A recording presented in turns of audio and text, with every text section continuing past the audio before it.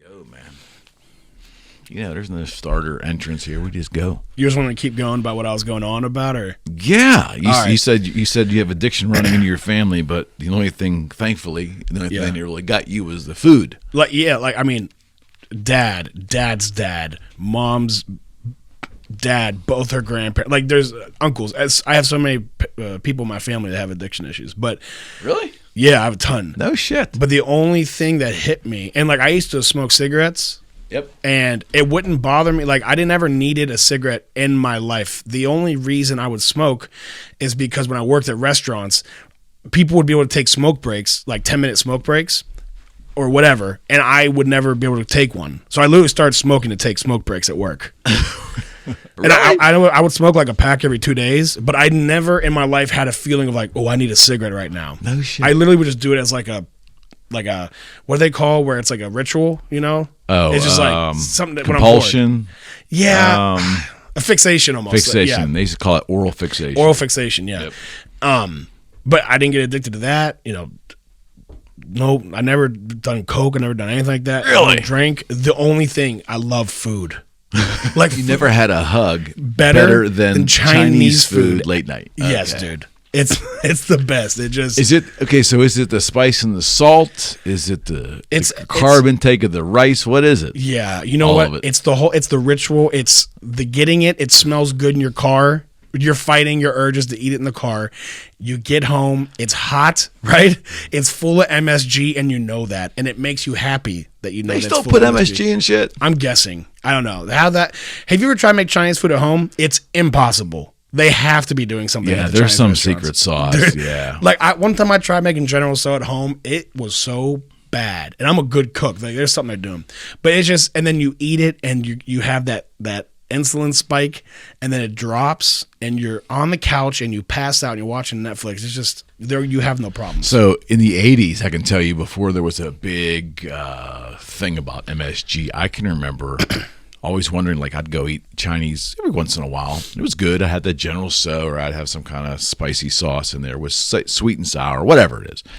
But I remember, like, laying on the couch, and I expected a little bit of a crash there, but I remember always feeling like all these tingling sensations in my arms and my head and my legs every time I would eat this shit, and I could not figure it out.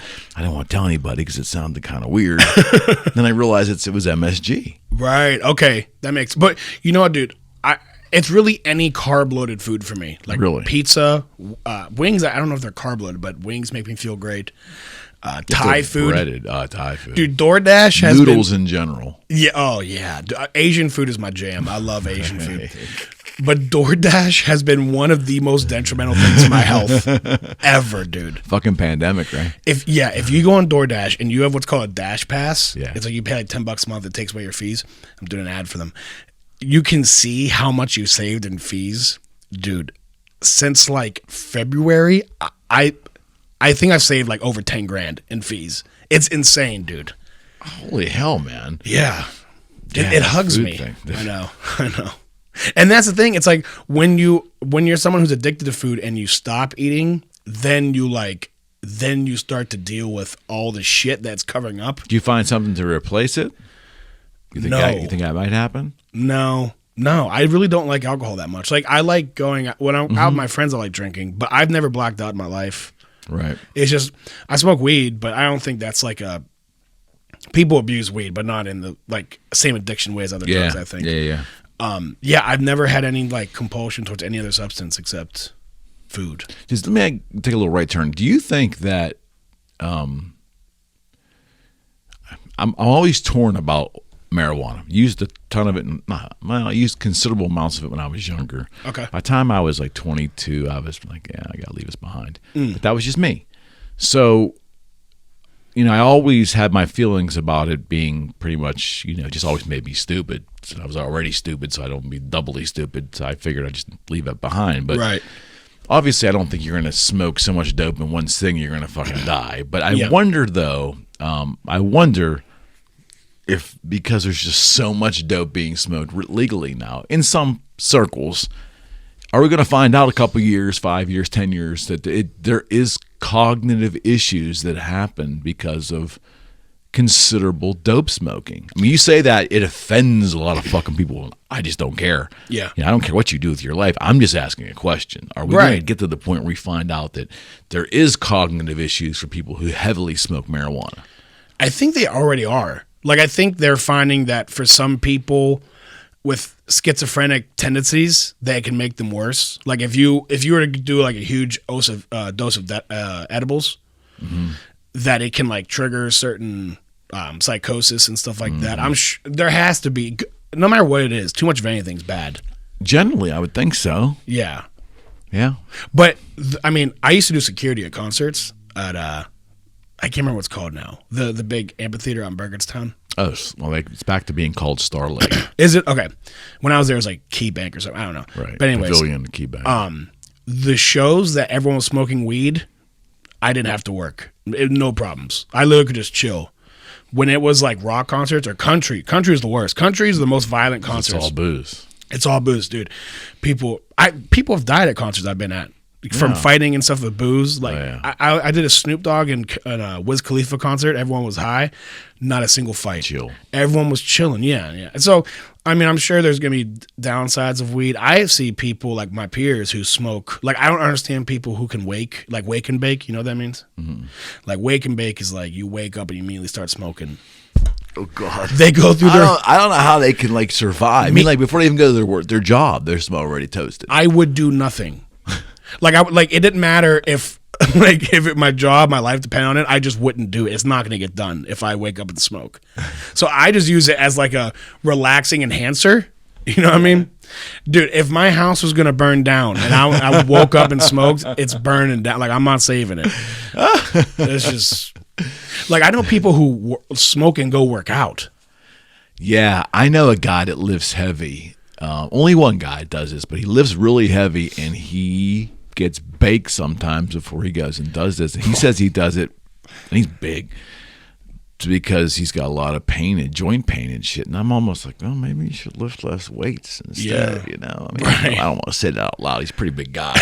Piss him off. Say it over there. Yeah, I'm gonna piss him off. But I mean, I would think maybe the better solution to that problem would be to maybe not lift as heavy. I don't know. If I was planning to go work out and I smoked weed, I'm immediately ordering $40 of sushi and watching like Dexter or some shit. Like, I'll tell you where I won't. So you're saying it's not motivating? No, not at all. It's the anti-Adderall for me. Yeah. Fucking weed, man. I used to say in the 90s, once I started, in my young career in America, in business America, I used to say, yeah, I left that dope smoking shit back when I was in high school, because I just looked at it as being like I don't know. I looked at it as being like immature. Now, again, this is the 90s. This isn't like, it became much more acceptable now. Right. Back then, they thought weed led to like heroin. You know what I mean? But like, anecdotally, 100%. I see that very little where like people smoke weed. They're like, let's try heroin. You know what I mean? Like, it's just randomly. Usually heroin, people are going to find it no matter what, whether they smoke weed or not. You know what I mean? Well, okay, so you're in your field, in the comedian field, and all the circles you run in, I'm really curious as to see, is weed really mainstreamed now? Oh, yeah. In fact, I was at a concert at Stage AE this past Saturday, and like smoking weed right in front of cops, right in front of they just don't care. Security anymore, guards, right? They don't care. They know what's coming. It's going to eventually be legal, but it's just too much aggravation. It's a summary offense, anyways, isn't it? I mean, it's decriminalized in the city of Pittsburgh now. So I don't know what that means. I don't know anything about anything that could actually affect me. It's big city law and justice. No one knows what the fuck. It's decriminalized, so whatever. But I mean, honestly, when I look at politicians and we're coming up on election season, I've never voted in my life. But when I see someone who's like, I'm against legalizing weed, I'm like, oh, well, I'm definitely not voting for you. Like, if you're still like, your point is like weed is bad. It's like, there's so many problems right now. Why are you like dying on this hill about weed? Yeah, I don't see the problem with having it being legal at all. But outside of the fact that if you look at everything as an aggregate, we already have a lot of numbing things that are legal. We're just adding another one now that's legal. So from a driving standpoint, things like that, you can make the argument more ways to numb. But here's the thing. I mean, people are going to do it anyways.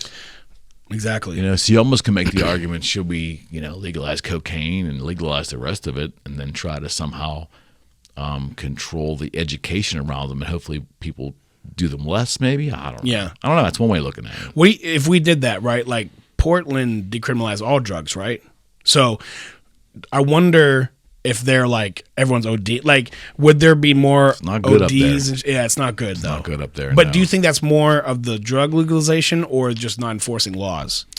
Well, that's a good question. I think it's a little bit of both. I think they're so far on the laissez-faire way of living out there. They're just hands off, let everybody do what they want. Mm-hmm.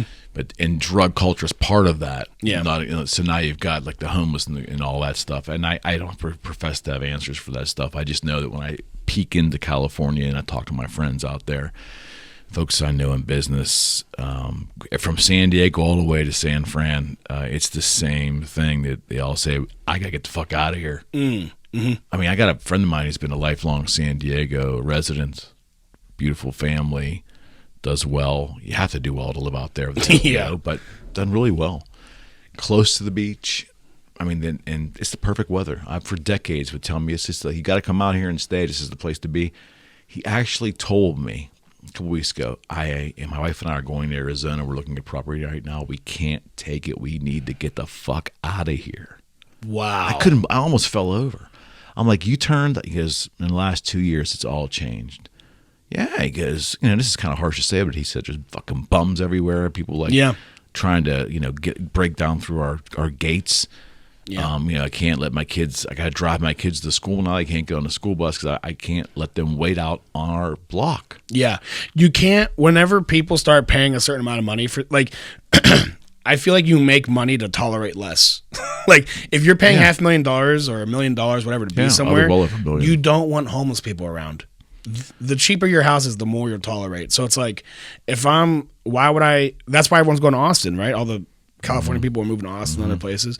But when we were talking about Portland, like I was thinking, okay, they decriminalized everything there, but pretty much everyone or most people who were there were already living a certain type of lifestyle. Like, I wonder if they took a place like more conservative, like Dallas or whatever. Like, you took like a more conservative place where people are like about working hard and kicking ass and stuff like that, and you legalize everything. Does it go to shit like Portland? Or do people just keep living the way, like you said, you gave up weed at 22. Yeah. That's pretty young. Yeah. So it's like, you were probably going to have your shit together no matter what. I'm trying. Yeah. Like, I feel like people are just going to do what they do no matter what. That's why I'm like, just let people do whatever they want. I think there's some credence to that. I do, Corey. I will say this, though. I don't, and this is about as political as I'll get, but it's an observation. Mm-hmm. I mean, I don't have any, I'm not sitting here with a ton of facts. Who are you endorsing? All right, go ahead. Sorry. I don't know. I don't know who's running. I might not.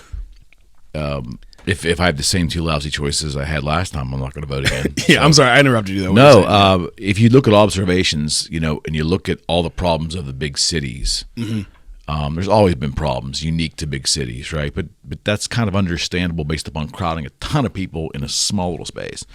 But you look the last couple of years about crime and drug culture and just the hands-off type of, like, just let anybody do what the fuck they want. You look and it's the Democrats are running the big cities and they're having these issues which are now spreading out to some of the suburbs around those cities. So it's the battle lines are being drawn even more. So in that particular aspect, the more liberal way of just letting people do what they want, I'm not sure that's working real well. From an observation standpoint. Right. Like, I don't want to go walk through downtown Pittsburgh tonight. Yeah. Or Chicago or Los Angeles or, I used to work a couple times a year in Los Angeles. I partied in Los Angeles, and you're careful where you go all the time, but it's more dangerous now in bigger cities. Past 4 or 5 years, it's undeniable. The crime statistics tell us. Yeah. So in that regard, and I bring the drug conversation into that because it's kind of part of it. If the dealers don't think there's going to be much of a pushback from law enforcement, they're just going to more brazenly go out there. Yeah, and that's interesting too. I didn't think about that point you had because I was just thinking about it as the people who deserve to do well will do well because they'll work hard, and the people who don't won't. But for the people who are working hard to enjoy society, there kind of has to be a sustainable bottom that people can hit. Whereas if they go too far, you're living in I think that's kind of where we are now. You know, it's one thing to, I think, permit society to do a lot more stuff and not criticize and punish for certain behaviors. But you also have to be cognizant that if you permit that, people are going to do it, and it's going to have a very degrading effect on their lives. And there better be a social net somehow to help these people. Now, you step back and you say, well, that's ridiculous. You know, we shouldn't be doing this. Well, then go back to the drawing board and not permit all these things. I mean, you can't have it both ways. You can't just give everybody the right to do everything and then sit back and wonder, well, wow, their cities are really fucked up. Well, no shit. That's the craziness as a, you know, and again, our perspectives might be different because of age and how we view the world, but what you're saying makes sense. But it's interesting to look and see how we want to kind of have it both ways. We want to have, for sure, we want to have fair, kinder policing, and I think that's not a bad idea. And certainly where there's racial bullshit and there's pain, that absolutely needs corrected. But at the same time, some people want to throw the policing right out the window and kind of don't have any policing. So by going to that extreme, you're seeing in little pockets of the country, you know, tons of crime. And then people are stepping back and goes, wow, I wonder why that happened. I mean, are you fucking high? Are you smoking the dope? Because I mean, this is elemental shit here. To me, the biggest problem, and like a kind of overlook of what America's like right now, is that there will be people who would say crime's not worse there. And you're like, what? Like, and you pull up numbers and be like, those are wash numbers. Like, crime's not getting worse. It's like, people are. I feel like we almost got too big. Like some societies, like the societies that are way bigger than us are way more under control. Like China's way bigger than us, but they control those motherfuckers. You know what I mean? Well, like, they got a better policing force. You know, they just don't let. We have so much expression available to everyone, and a way to express ourselves vocally and through our lifestyle. We're like, at a place like China, you don't have that freedom. See, the argument can be made that there's all kinds of ways to express yourself legally, but if you also include drug use as a form of expression, which I'm not there. But I mean, I guess I respect someone's opinion, but I don't think using drugs is a form of expression. It's a form of self-medication. In some weird way, but it's not an expression. I would want an expression to be beneficial to society or beneficial to others. Yeah, and then, like everything, it's probably somewhere in the middle. Like, do we really need heroin? like, is there any benefit to having heroin on the street? Killing people.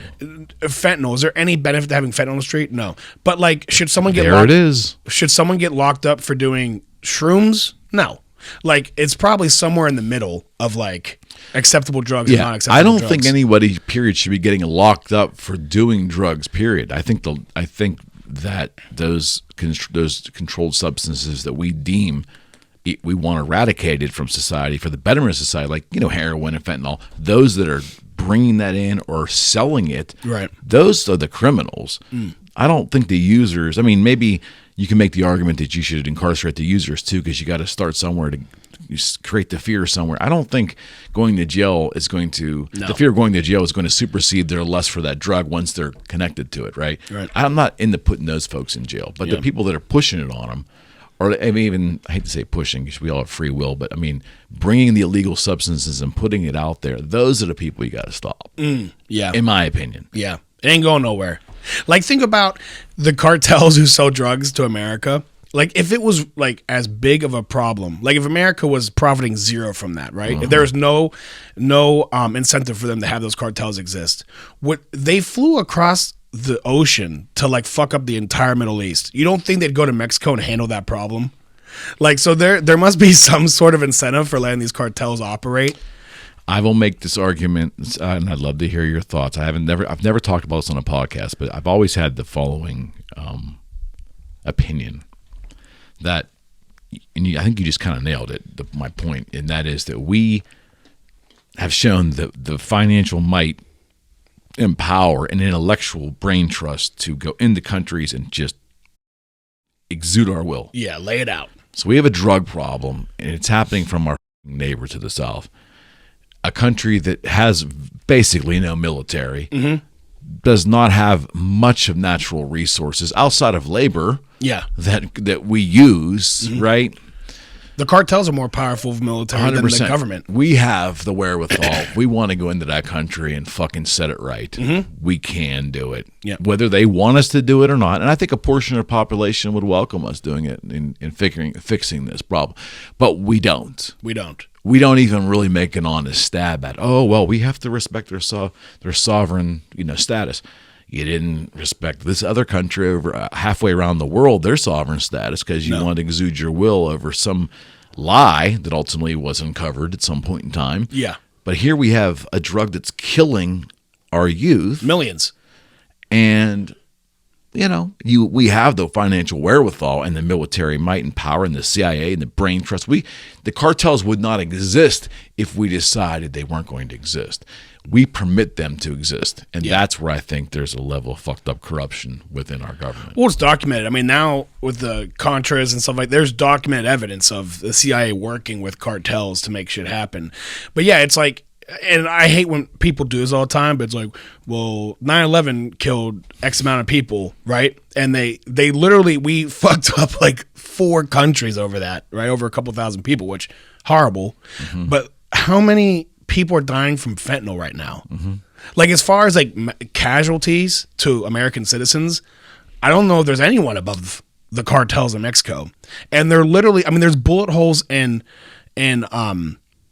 what's the city right across from Juarez? El Paso. Yeah, there's literally bullet holes in El Paso from cartel fighting in Mexico. That's how close it is. They don't do anything about it. Like, you just America doesn't do anything, doesn't let anything happen that's not in their self-interest, especially something that close. No doubt. You know what I mean? So the drug problem's probably never going away, unfortunately. So it's just, how do we coexist with it as best as possible? Yeah, I like again, this is a 100-mile viewpoint from someone really not that much engaged in the argument, but it appears to me that we got a big swath of America that somehow conflated the idea of offending anybody with also, defending our borders, not letting this stuff come in.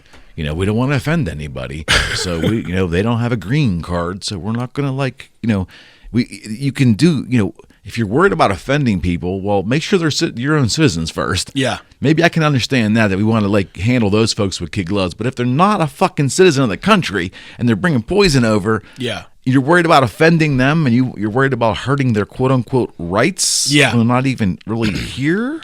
Look, Mexicans. Fuck them people. Yeah, exactly. No, I mean, they don't have a leg to stand on in the arguments. Don't give them a leg to stand on. Right, yeah. They're a criminal. If you're coming over here to do harm, right, fuck yourself. 100%. But the ones who don't, I'm happy to have them. Have you ever had a flauta? Dude, they're fucking fantastic. Like, people in Pittsburgh think that Mad Mex is good Mexican food. Like, dude, and I worked in kitchens for a long time. The best cooks of all time are people from Mexico. I don't know. Yeah, they're the best workers of all time. I've worked with them. They're fucking amazing. Dude, I have said this most of my adult life as I've traveled. I love the Mexican people. The best. They're so fun, dude. And my whole thing is that we've just never had policies in this country to effectively give them pathways to come here the right way. Right. Yeah. You know what I mean? They're not the enemy. Right. But now elements within that country, and sometimes they're not even Mexican, but they're infiltrated from other countries getting here. The drug thing we got to figure that out. Right. But it's not against the people. It's just you can't. And again, that's the argument I think is that you have a certain political mindset. Well, it's a small the criminals are a small influx of the total population of who's coming in, and we can live with that. Well, no, we can't. Right. It's like, you're not being harsh. You're just putting ground rules in place that catch these fucking people before they come in. I don't think that's a lot to ask. I don't think there's really anything, the average citizen wouldn't agree with there. Yeah. But man, we're so afraid of offending everybody for anything that we just let. And I think that's why our big cities are kind of fucked right now. Yeah, because they're more worried about hurting someone's how feelings. People feel instead of how effective the city is running. I think so, and that's why you're going to see that change of the big cities. That's why. I mean, that's why I think you want to think if for real is going to happen. I feel like cities are going to become like corporations almost. Like corporations are going to start taking over. Like Silicon Valley is essentially a city now that corporations own, like they take over. I feel it's going to start happening, like cities will headquarter places, because it's going to get to the point where it gets so bad that we need like corporate organization to come in and make shit happen. So instead of having little bureaucracies, it'll be like little companies. Never know. Who like, they kind of like, the city is like their campus. Like Uber's in Pittsburgh. Pittsburgh's its campus. It decides what happens on its campus. Like, I don't know. We gave that to Disney years ago, right? Disney runs Orlando, dude. They run their own area. I think they even have a little own governing body within their grounds. Yes. Do you know no one dies in Disney? Do you know that? Mm-mm. So say you have a heart attack in Disney, they take you outside Disney and then they pronounce you dead. No one dies in Disney. So then they can't say died in Disneyland. And that's legal? That's what they do, man. Ain't that some shit? I can't wait someday for that's why Disney is so PC, because they're like, we cannot have a documentary come out about us. We cannot, because that documentary is going to be fucking amazing. Well, I can't wait. Wasn't there a spoof movie about 12, 13 years ago about, it wasn't directly about Disney, but it used a very similar theme park. Okay. And it was like people were getting slashed, and it was, what the freak was that called, man? Oh, it's going to drive me nuts. There's a movie? You need to look that up. Okay. Yeah. Oh, shit. It was about, like, it looked like it was filmed at Disney. It wasn't Disney, but it looked like it was filmed at something like Disney. I know what you're talking about. But, like, there was, like, people were getting slashed. Yeah, and, like, yeah. You know, there was all this fun, all this horror was happening. Right, yeah. What the fuck was that now? Someone told me underground Disney's like a whole city. Like the employees are all down there. And, yeah. Is that right? Uh-huh. It's weird, dude. It's very weird. And when you're in Orlando, you feel weird. It's just a weird, like, culty kind of thing that you feel. I spent some time in Orlando. Yeah, the folks are a little different down there. Oh, yeah. Well, it's also when you're that hot and not close to the coast, you're like, what the fuck am I doing with my life? I used to stay at a place called the Hyatt Grand Cypress, which was located right on the...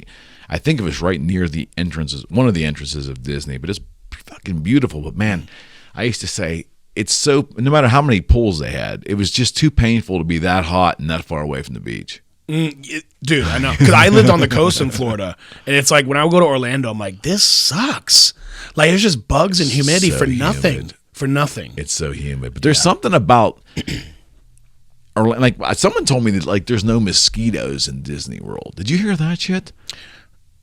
They treat the entire area so incredibly well that there's no bugs. Because I've been there a million times. Like no bugs, no mosquitoes. There's just... You're right. And when they see one, supposedly they go after, like they go after it. It's Jesus. A weird... I don't know how you would do that. But the other thing too that drove me nuts when I was little, I remember going there distinctly in 1980. And again, I'm sure it was much different, but I think Epcot was just built. And I remember walking towards Space Mountain. And so there was, it was a long walk from where I was standing, and there was all these little vendors and rides and things, but there was this big swath of like pavement. And I think it was, I want to say it was concrete, but it might have been blacktop type of pavement. I don't know. Okay. But I just remember looking down, Corey, like here to like the next ride, maybe like a mile away, and just seeing like this steam coming off of that, you know, and it was just, and I was probably 13 at the time. Like that's fucking, I don't want to walk, Dad. I don't want to walk there. Dude. I mean, it was just, the whole place was like literally baking. Mm-hmm. Yeah. That's my memory of Orlando, Disney World. In Florida, they have like warnings for like driving on tar and stuff like that, or walking on tar, because the asphalt literally will melt. I used to live in Fort Myers, Florida, which is like South Florida, and literally they'd give like heat advisories for blacktops. It's wild. Yeah, it's a different life, man. Yeah. So tell me a little bit about your life. When where'd you spend most of your childhood? So I was born in Cleveland. Okay. Won't hold that against you. Yeah, I don't like it. Garfield Heights area, like Independence. And then we moved to Florida when I was young, like right. 4 or 5, something like that. Lived in, it's called Bonita Springs. It's little. Yeah, I know Bonita Springs. Okay, yeah, in between like Fort Myers and Naples. Uh-huh. That was really cool. When I was a great area. Yeah, when I was there was nothing. Like there was nothing there. Yeah, Fort Myers. I was there when I was a child, and it was pretty desolate. Right. Compared to how it is now. Oh, it's like a zoo now. Yeah, it's a destination to go to. But yeah, we were down there. My dad was a scrap guy. So he had his own business at the time, and it was just too hard for him to work the business from Florida. So he came back to Pittsburgh, where both my parents are from Pittsburgh, and then we lived there. We've lived in Pittsburgh since 2001. Okay. But I've always considered Pittsburgh home because both my parents are from here. All my family pretty much lived here. When I was in Cleveland, we came here all the time. So it wasn't like a foreign place when I got here. Okay. So, yeah, Pittsburgh's my home. Okay. I'd moved back to Florida for a while by myself, and my parents live there now. But yeah, Pittsburgh, I moved back here because I missed it. Oh, right on. I can't fucking believe that, but I did. And you've been there ever since? Mm-hmm. Yeah. Huh. Yeah. So you're kind of like a lifer. Kinda. Yeah. At least half my life. I'm 30. I've spent at least 15 years here for sure. Yeah, more than that. So I'm a lifer. So you have an interesting story about the Jehovah's Witnesses, right? Yeah. So I knew you weren't going to get out here tonight without talking. No, that's fine. I have no problem. I grew up a Jehovah's Witness, and my mom was in. My dad wasn't. She started being Jehovah's Witness when I was like 1 or 2. Actually, she was introduced to it from her ex-husband, who was a shunned witness. And what does that mean?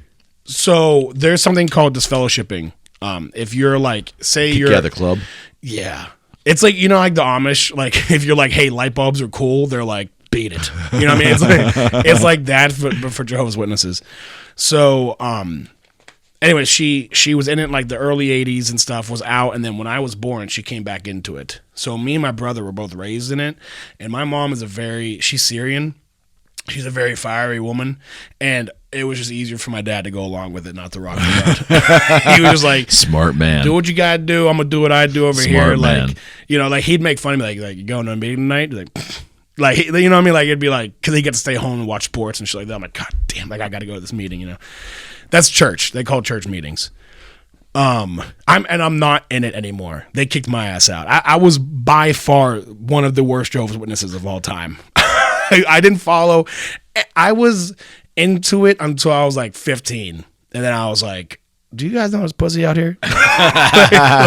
like this is amazing." You know what I mean? So, I grew up in it, which I'm actually glad I grew up in it because it taught me, it gave me.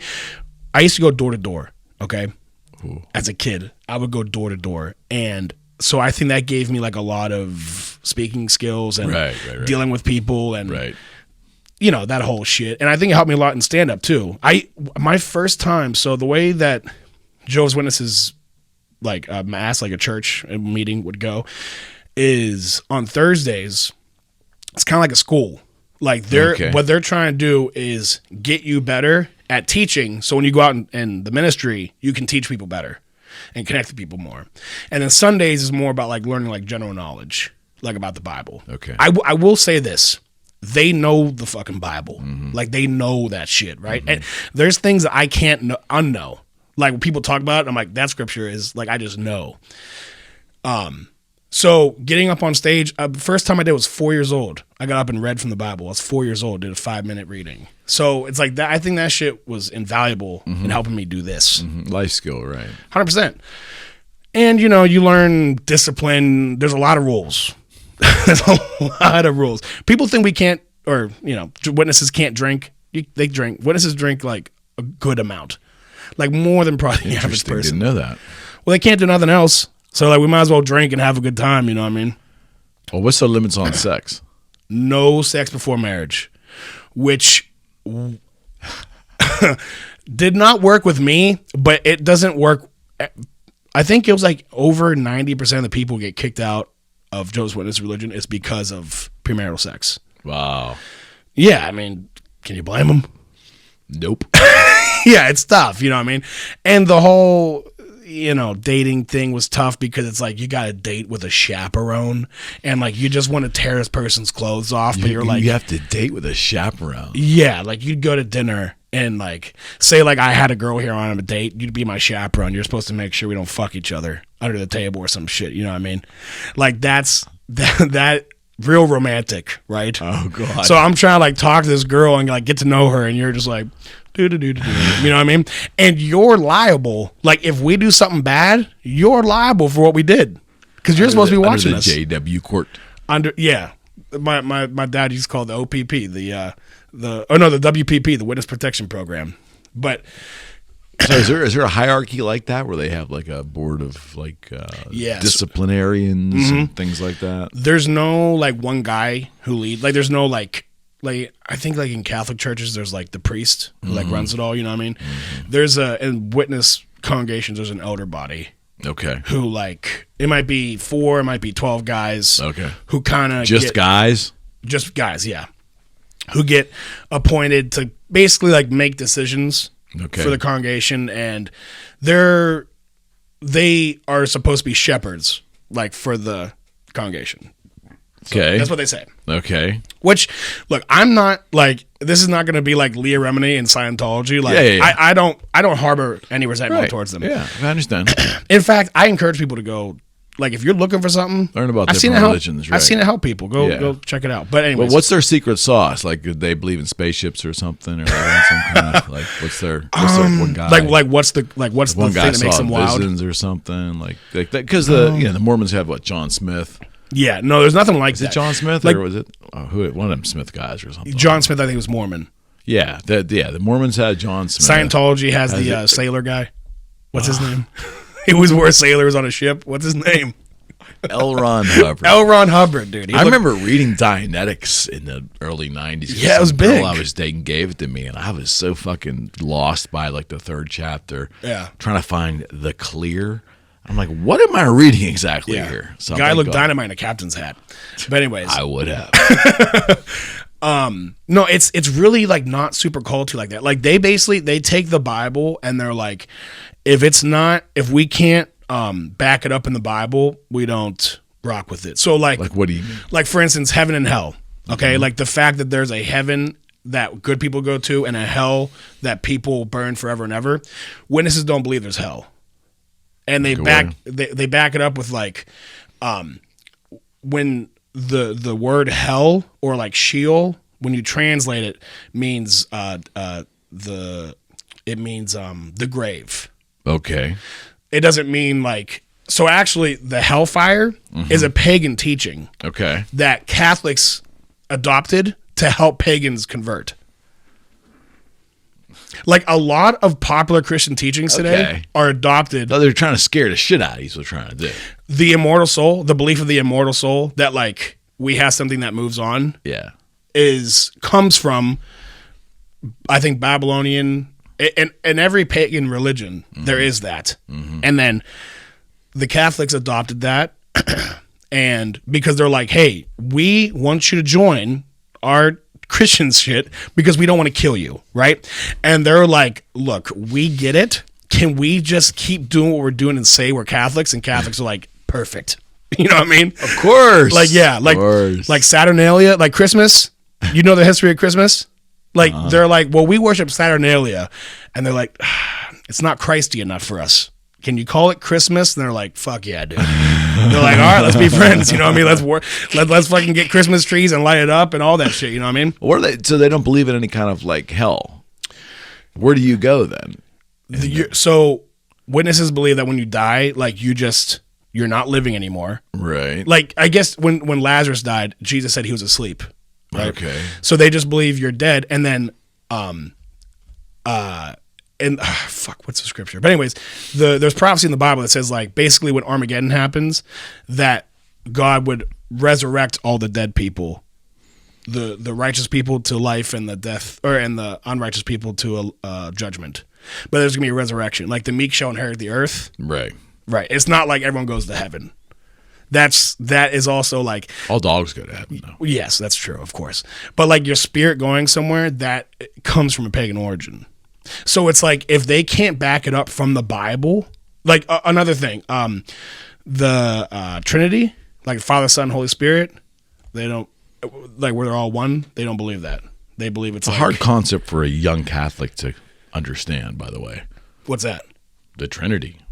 Oh, that like they all all the same? become one. Like, how do you explain that to like a 7-year-old? In the Bible, right? It shows Jesus talking to God. So he's talking to himself. Like it makes no sense. You know what I mean? Yeah, I never got it. But yeah, they're like Bible purists. And look, I don't agree with everything they say, But I do respect that, like, it's not, they don't do things conveniently as far as their teachings. It's like, no, you need to prove it. What sounds pretty normal. So It's very normal. Why are people afraid of them? Because of the disfellowshipping thing. Because what it's do you like, okay, I grew up as a Jehovah's Witness, right? My mom's Jehovah's Witness. My dad is now too. He joined. For 20 years he didn't, but now he is. JW.org. Yeah. By the way, the only Jehovah's Witness website. There's a lot of bullshit, but anyways. I feel like I'm like doing an ad for them. But anyways. It's coming off pretty strong. I'm sorry. Yeah, I'm sorry. They trust me, they don't want me saying this. This is not the guy they want doing an ad for them. Believe me. So I grew up a Jehovah's Witness. My mom and my dad Jehovah's Witness. My brother's Jehovah's Witness. His wife's Jehovah's Witness. Right on. I can't talk. None of them talk to me.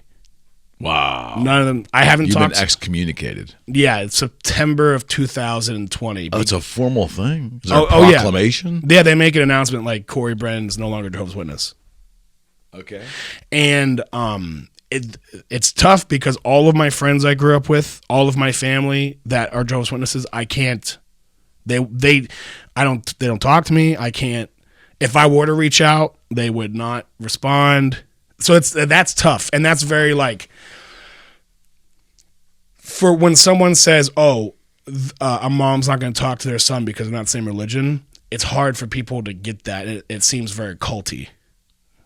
Yeah, I think so. And I get it. So that's the fear of like, you know, you join, but then like if you ever want to leave, all those connections you made with people, like I had to start over almost. Wow, that's it. Yeah, and I got kicked out for doing for my podcast and my stand up. No shit. I never got caught, bro. I was like, so here's what happens when you get in trouble. Okay, they've out of the outer body, they form what's called a judicial committee. Okay, and they have 3 guys, and you talk to them, and their job is to figure out if you what happened. First of all, do you feel bad about it? Like, are you repentful? Like, what was your attitude about it? And do we think you're going to do it again? And if they think you're not going to do it again, or you're repentful about it, you're sorry about it, they do what's called reprove you. You're not kicked out, but everyone knows you fucked up.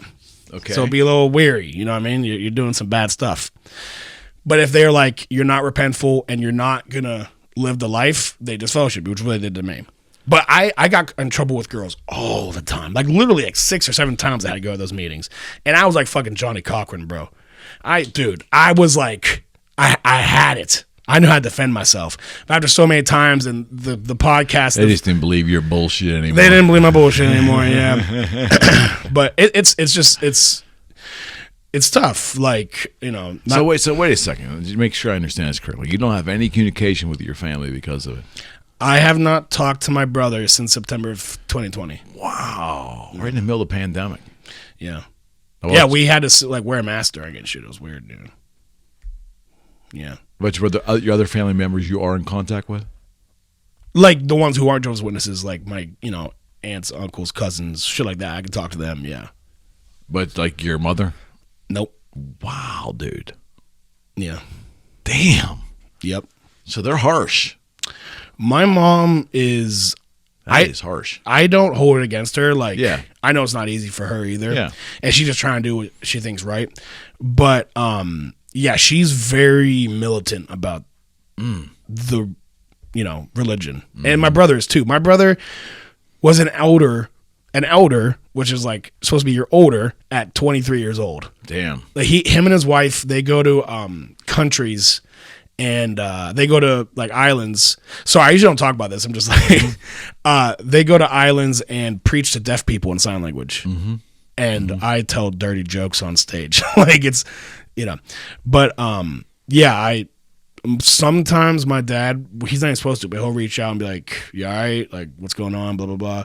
But like, yeah, my mom, like, if they were, I know they're not going to see it, so it's okay because they don't watch podcasts and shit. But yeah. If they found out my dad was hitting me up, like, there'd be repercussions for him. Wow. It's serious. Wow. And of everything, like, people, and especially other ex-witnesses I know, get so mad I don't shit on them publicly. The only thing I have any like resentment for is when I was baptized. When you're baptized, that's like you're in. That's okay. like that's you're now a card carrying member, right? All right. I was baptized when I was 13 years old. So, and the only reason I want to do it, so when you go to a Jehovah's Witness meeting, like people answer from the crowd, like they'll call them, like they'll ask questions and call on people in the crowd, and people hand microphones to them, and they hand the microphone, you got to be baptized. I just wanted to hand microphones to people and like impress this one girl's dad. That's all I wanted. And like they held me to a choice I made when I was 13. Yeah. Like the government doesn't even do that. If I killed someone at 13, they wouldn't hold that against me. You know what I mean? Harsh, yeah. So of everything, that's the only thing I really hold against them. But other than that, I knew what the rules were and I broke them. I willingly broke them. Yeah. So you're saying as an organization, they operate within the confines of the law.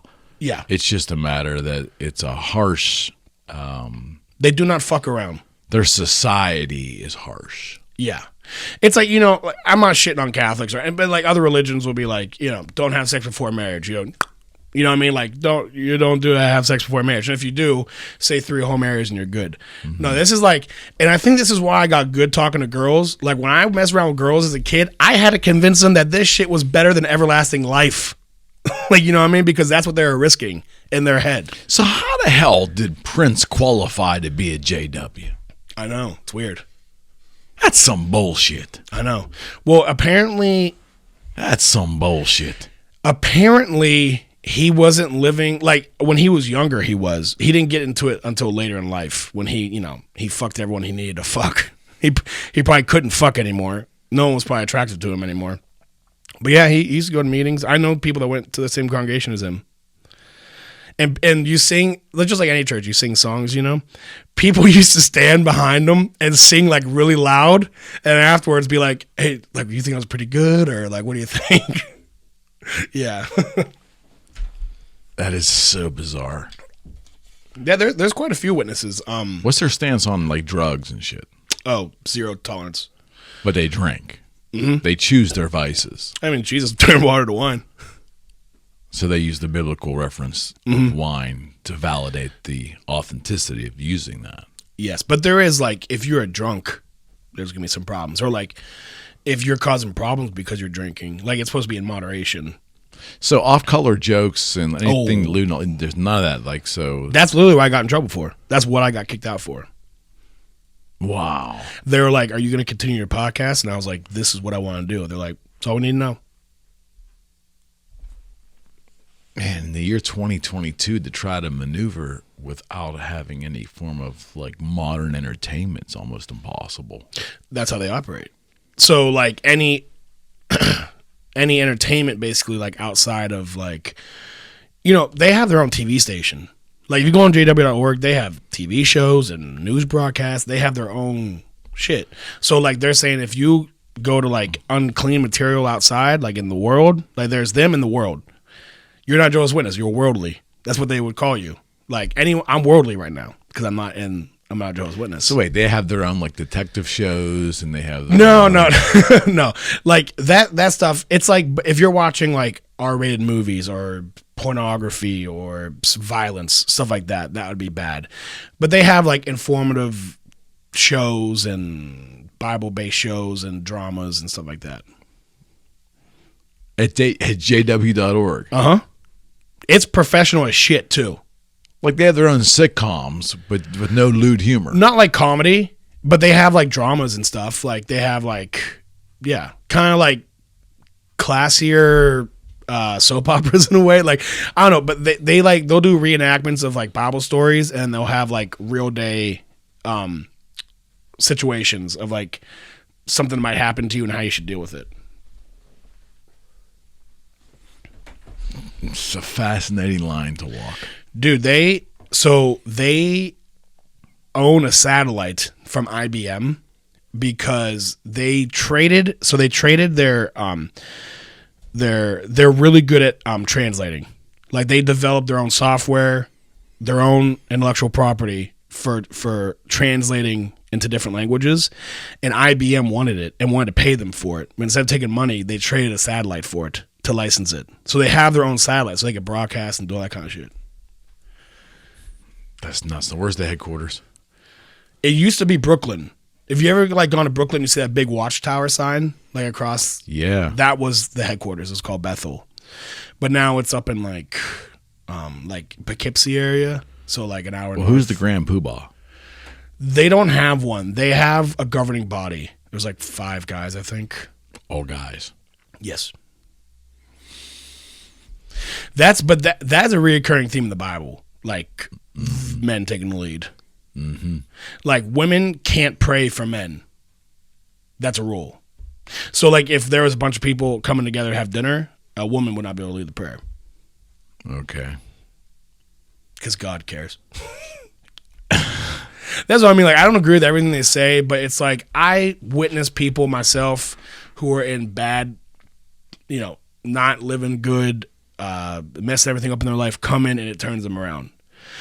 But see, okay, yes. And so I would say to that there's probably people that entered any group scenario, someone who is desperately needing discipline of any kind, they could enter any kind of group and find, their tribe and maybe find some discipline to get them on the right footing. Maybe. I mean, the skinhead group could probably give discipline to somebody who might need it, and they could say, hey, they saved my life. Meanwhile, the tenets of the group, when you step back, is fucking horrible. I think it's more than just discipline, though. It's like a code to live by. And like, I'm not equating JW with skinheads. No. I'm just saying, you can look at any group of people. Because skinheads are disciplined. Not in the right things, but they do apply discipline.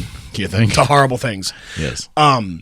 I think it's more than discipline, though. It's a code of ethics to live by. It's, it's like AA has the higher power thing. It's, I think some people need like something to be accountable to. Mm-hmm. You know what I mean? Or they have like, a yearning for some type of spirituality. Sure. You know what I mean? Sure. Some type of answer. Sure. So, here's the thing, dude. I never had that. Like I never had a spiritual yearning for anything at all. Mm-hmm. Like I just don't think that way.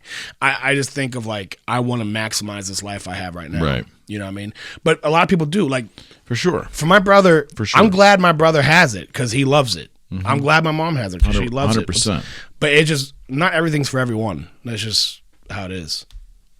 Yeah, and I just wish I could talk to my family. And the laws and the rules of the tribe or the rules of the club are pretty strict. Yeah. Oh, extremely. Dude, let me tell you how strict my mom is on this, okay? I had COVID over this past New Year's. Okay, I got COVID. And this doctor friend of mine said, hey, I'm having a lot of success in my practice because I was worried. I'm a big dude. COVID is supposed to be killing fat people and shit, So... So I was worried, and he was like, I'm having a lot of success with people. If you take a little bit of, betadine, povidone iodine, and put it in water, and then do like a neti pot with it. And I don't know if I did too much, like I did too many times, or did too much iodine, or if I'm allergic to iodine, but I gave myself iodine poisoning, which was way worse than the COVID, but it wasn't diagnosed until like... Wow. So what iodine poisoning does to you, I thought these were all COVID symptoms, but it spikes your cortisol. So you're always in like a state of like fight or flight. You're always stressed. And for the first time in my life, because a lot of mental illness runs in my family too, like depression. My dad's very bipolar, stuff like that. I felt what it was like to not be able to control or to have a chemical imbalance and not be able to control that. Because it was constant, dude. Like I couldn't enjoy anything. I was having panic attacks. It was fucking terrible. And apparently your cortisol naturally spikes at night. Mm-hmm. So every night at like 7:30, 8 p.m., my entire body would go red like this, dude. Wow. Like I could show you pictures afterwards. And my hands and feet would go cold and like tingly. So I thought I was having like COVID toes. Sure. Or some shit, you know what I mean? Because I knew nurses in ICUs were like, that's COVID toes. I was like, fuck. So I kept going to the ER thinking I was dying. My blood pressure was like 220 over 110. It was insane. And I was like freaking out thinking I was dying. And like I texted my mom and I was like, Mom, like I need you to talk to me right now because whenever things go bad, that's who I go to, Of course. And like she talked to me on the phone, but then the entire thing was just trying to get me to come back. Yeah. Instead of like, I just needed to not be in that place and just be able to talk to her for a little bit. Right, for sure. But I was like, but her, it's always as fellowshipped. Yeah, and that's just probably how hard the discipline's probably interpreted in their brains, right? Yeah, well, they see it as like sinning against God. You're like, nothing is above God. That's how heavy it is. Yeah, where it's like, if they associate with me, one, they use it as a way to like get you back. Mm-hmm. Like, that's a fact. That they say that. Like, you're from a guilt standpoint. Yeah, like they try to get people back for the community because the community is strong. Like they call people not in the religion bad association. So all of your bad association because they're not encouraging you to get closer to God. That's their reasoning. How do they view other religions? False religion. They're all pagans. It's just false religion. Christianity is what they call it, false religion. Or Christendom. They call it Christendom. That's like a very bad connotation in the witness world. Wow. Yeah, but all like they are the one true religion to them. You know what I mean? Which I don't know. Maybe they are. Who fucking knows? But they if my family were to associate with me, they would be essentially taking on my fate, which they believe is destruction when Armageddon comes. That's the whole thing. Like my parents, my mom, my brother truly believes that when Armageddon comes, which they think is coming any moment, that I will die. And they'll live forever. So that's the tenets of it. That's the fear component. Yeah. But it's tough for me, and I know other people who are in the same situation as me, and it's like it is fucking it's hard as shit. I'm sure it's hard for them too, but like when they at least have each other. Mm-hmm. You know what I mean? Like it fucking sucks. And they live 1.5 miles away from me. Like on the map, they live 1.5 miles from me. Damn. Yeah, I'm not trying to shit on them. I'm just saying, that's how serious it is. I understand. Like, yeah. Like, do you ever run them casually just throughout? I never have, yeah. That's nuts. I know. Like at the grocery store, just driving at an intersection. Yeah, never. Nothing. Not that I've seen, no. I've run other witnesses, and they act like I'm a fucking boogeyman, but yeah. Like, they'll look at me. Like, can we just acknowledge we know each other? Like, can we just say hi? Like, I'm not gonna be like, get away from that religion. Like, just say hi to me, for fuck's sake. There seems like there'd be a lot of material in this, though. There is. There's a ton. I mean, like, and like the first year it happened to me, like 2021, it completely hardened me. Where like I was just colder and everything. Well, sure. Like my comedy was more brutal. It's traumatic, man. The women in my life, I was colder to them. Like I was just colder. And then when I had that COVID episode, dude, I was having auditory hallucinations. Like I thought God was talking to me. It was horrible. Mm-hmm. And I mean, it was just the iodine, but that I like kind of like took the hardness away somehow. Like when I saw how deep it was, like I ever thought like if I was in a situation like that, like she would not hold up to that shit, but she did.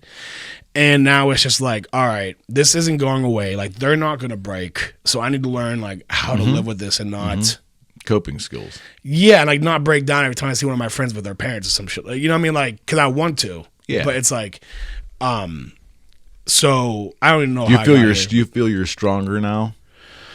It's made you a stronger person? Yeah. I mean, my mom is very like, she organizes everything. And like in her world, everything goes through her. Like she would organize talent shows for their congregation. She would organize all these picnics and shit. Like she's just that woman, you know? So she helped me a lot too. So just even being on my own that way helped. Yeah, for sure. But yeah, like not your family not talking to you. I think it made me stronger, but probably not in like the best way where I'm like I don't know. It's almost like I forget what it's like to be like to have dinner with my family and shit like that. Yeah, for sure. For sure. That's probably not the most constructive way to get stronger. No, but it's hard, it had to have hardened you for sure. For sure, yeah. Mm-hmm. And it was happening during a fucking worldwide pandemic on top of all of it. Yeah, that's true. Where were you when the lockdown happened? Remember the conversation you were having with someone or what you were doing? I was at Kiku, a sushi place in Station Square. Really good sushi place. You've never been there. It's fucking amazing. Okay. I was in there and I was sitting at the bar and I was watching the TV and it was like Pittsburgh. It was like March and Pittsburgh was shutting down. The 12th or something like that. Yeah. And I was like, holy shit. Like, because we saw other places. Like we saw it in China and then New York and stuff. But I was like, it got here. Like it's here for real. Like we could get this. And Yeah, I remember it was surreal. Like, I remember like all the streets in Pittsburgh getting shut down. Like people, the streets were empty. Yeah, it was surreal. Where were you? I think I went downtown during the pandemic. I was sitting when I really believed that it was a true thing. I was actually having the last beer I ever had. Really? Since that time. Yeah. You don't drink at all? I had a beer. I was because I drank on a regular basis, not heavy, but on a regular basis. And I was having some beers with a fellow realtor friend of mine, Jeremy Mulder, a DJ from Froggy Radio. We're just we were like talking about real estate and also talking about this pandemic thing. Yeah. And we were at Permanis in Robinson Township late, like 9:30, 10, and they were saying that they're not opening tomorrow. Yeah. You better get your last one in now. And I only had one. And I'm like, it put such a foul taste in my mouth at that moment that I didn't have anymore because I couldn't believe what I was hearing. Like, you can't shut society down. Right. So I figured, well, I'll go home and I'll sort this out. And as long as I can work, I'll just keep my distance from people. Then a couple days later, the governor said that real estate wasn't essential and real estate was shut down. Immediately. How's real estate not essential? Like, what if you need to buy a house? Like, it's Governor Tom Wolf. Or if you're in the process of doing it and you have your money in flux and transactions and closings and all that shit, what about those people? Well, the cabinets are essential, but not the rest of the house. The cabinets. I guess, as long as they're fixed to the property. Yeah, it was just I remember that being a moment. Then I just decided to fix my health. I had nothing else to do. I'm going to get healthy. So I just quit drinking and never looked back. But that was the last beer I had, was the day I found out we had a pandemic. So you're that kind of dude where, like, I picked up on this when you said you quit weed at 22. Like, everyone, when I say everyone, 99% of people took that opportunity to get fucking wasted every single day. Yeah, I did. Like, having nothing to do. Opposite. You did the exact opposite. Like, you saw the opportunity. But I'm still the kind of guy who would love to do all those things. I mean, I'm not a ultra disciplined person. Right, you're not David Goggins, yeah. No. Right, no, yeah. I don't think he's healthy. I admire aspects of David's life, but I don't think that whole mantra is very healthy. I mean, look at his legs. He's not in the best of health. But aside from that, I think if I really decide that I'm going to do something and I feel I get energized about it, nothing will stop me. But that doesn't mean I'm the super disciplined. I would love to be more disciplined, believe it or not. But yeah, for those kind of things, if I see a path to something what I perceive to be better, and I know weed was, just making me stupid and making me eat. I mean, for me, again, if it helps other people, I'm all for it. If it's a medicinal and it's been proven to be medicinal, I'm all for it, Corey. Right. But for me, I just knew that wasn't a path forward. I had enough problems on my plate. That wasn't going to help me any. Yeah. And this was, I figured, I'll probably drink again at some point, but let me just see what how long I can go without it and see how I feel. And I started feeling pretty good. I'm like, no hangovers. This is pretty good. Yeah. That's all. That's all this is. How quick did it take, or how long did it take for you to get bored? Oh, wow, man. That's a great question. So first couple of days I struggled because I don't watch television. Like, it's not part of my life. Now, unless it's a baseball game or something. But I found a British sitcom called Doc Martin. But I have no reason why I like this show, but there was just something charming about the whole thing. It's a comedy. Okay. And as a matter of fact, I think tomorrow night it's coming back for the last season. Wow. Doc Martin. Check it out. It's on, it's a British show. I don't know. Anyways, I found that. And I like everybody else, I did this thing called binge watching. Oh, yeah. So I binge watched 8 seasons of this in a couple of days. And then I'm like, now what do I do? This is like ridiculous. And I started playing guitar again seriously. Oh, this is fantastic. I immersed myself in that. And so I wasn't really bored. I just found different kind of things to do. But I know people that were bored, like to sit there and just stared either into space or stared at TV for fucking months. So my buddies and I fucking loved quarantine. In fact, I'm ready for round 2. But anyways, what me and my buddies did is there was like 16 of us, and we started this group on Snapchat. Like, we had like a group chat, and everything. Okay. And we would play Call of Duty. Okay. Yeah. Okay. Call of Duty, and Call of Duty online, you can like make your own room. Mm-hmm. So we would all just do like a private room and get in and play against each other, and we'd break up into teams, and when we'd play, the losing team would have to chug a beer or a White Claw or something and put it in the Snapchat group so we saw. And then that's all we did, dude, for like 3 months was just come up with ways to like make games on Call of Duty and play. But it was so fun because you're talking to your buddies your whole time. It's like you weren't alone. You were hanging out with everyone. Yeah, America got a vacation. That's kind of... I loved it. Yeah, I mean, now what you did with that vacation is totally different. Depends. Everybody's done different things with it. Right. And that whole, that whole illness thing was pretty bad, too. I'm not saying it wasn't. For sure. But, yeah, America got a vacation. But, I mean, I had COVID and I was still playing video games. Like, I was still having fun, Well, I think most people that got it were just fine. But there was a lot of people that weren't. But it was, I still don't know exactly what happened. Yeah. I don't think any of us are really going to know. It was interesting, though. It was like I think a lot of people discovered, like, if they didn't have to work, what they would do. It's like we got, like, a sneak peek on retirement almost. You know what I mean? You think? Some people. Well, here's the thing. If you're already self-fulfilled in what you're doing, no. But if you work a dead-end job and you hate it and it sucks the soul out of you, then it's like, this is what I would want to do. Yeah, we do have choices in this country for sure. But sometimes the choice for something you dig still requires a lot of effort. And I think given to their own devices, humans are kind of lazy. For sure. But I mean, I got into podcasting through the quarantine because I had the time to. Okay, so where did the idea come from? My buddy, his name's Phil Bachman, and another guy, Sean, we call him Shorty O'Neill. They started a podcast called How Did We Get Home? Okay. And they're kind of like party, like not frat, but like they're like party boys, right? And I'm not.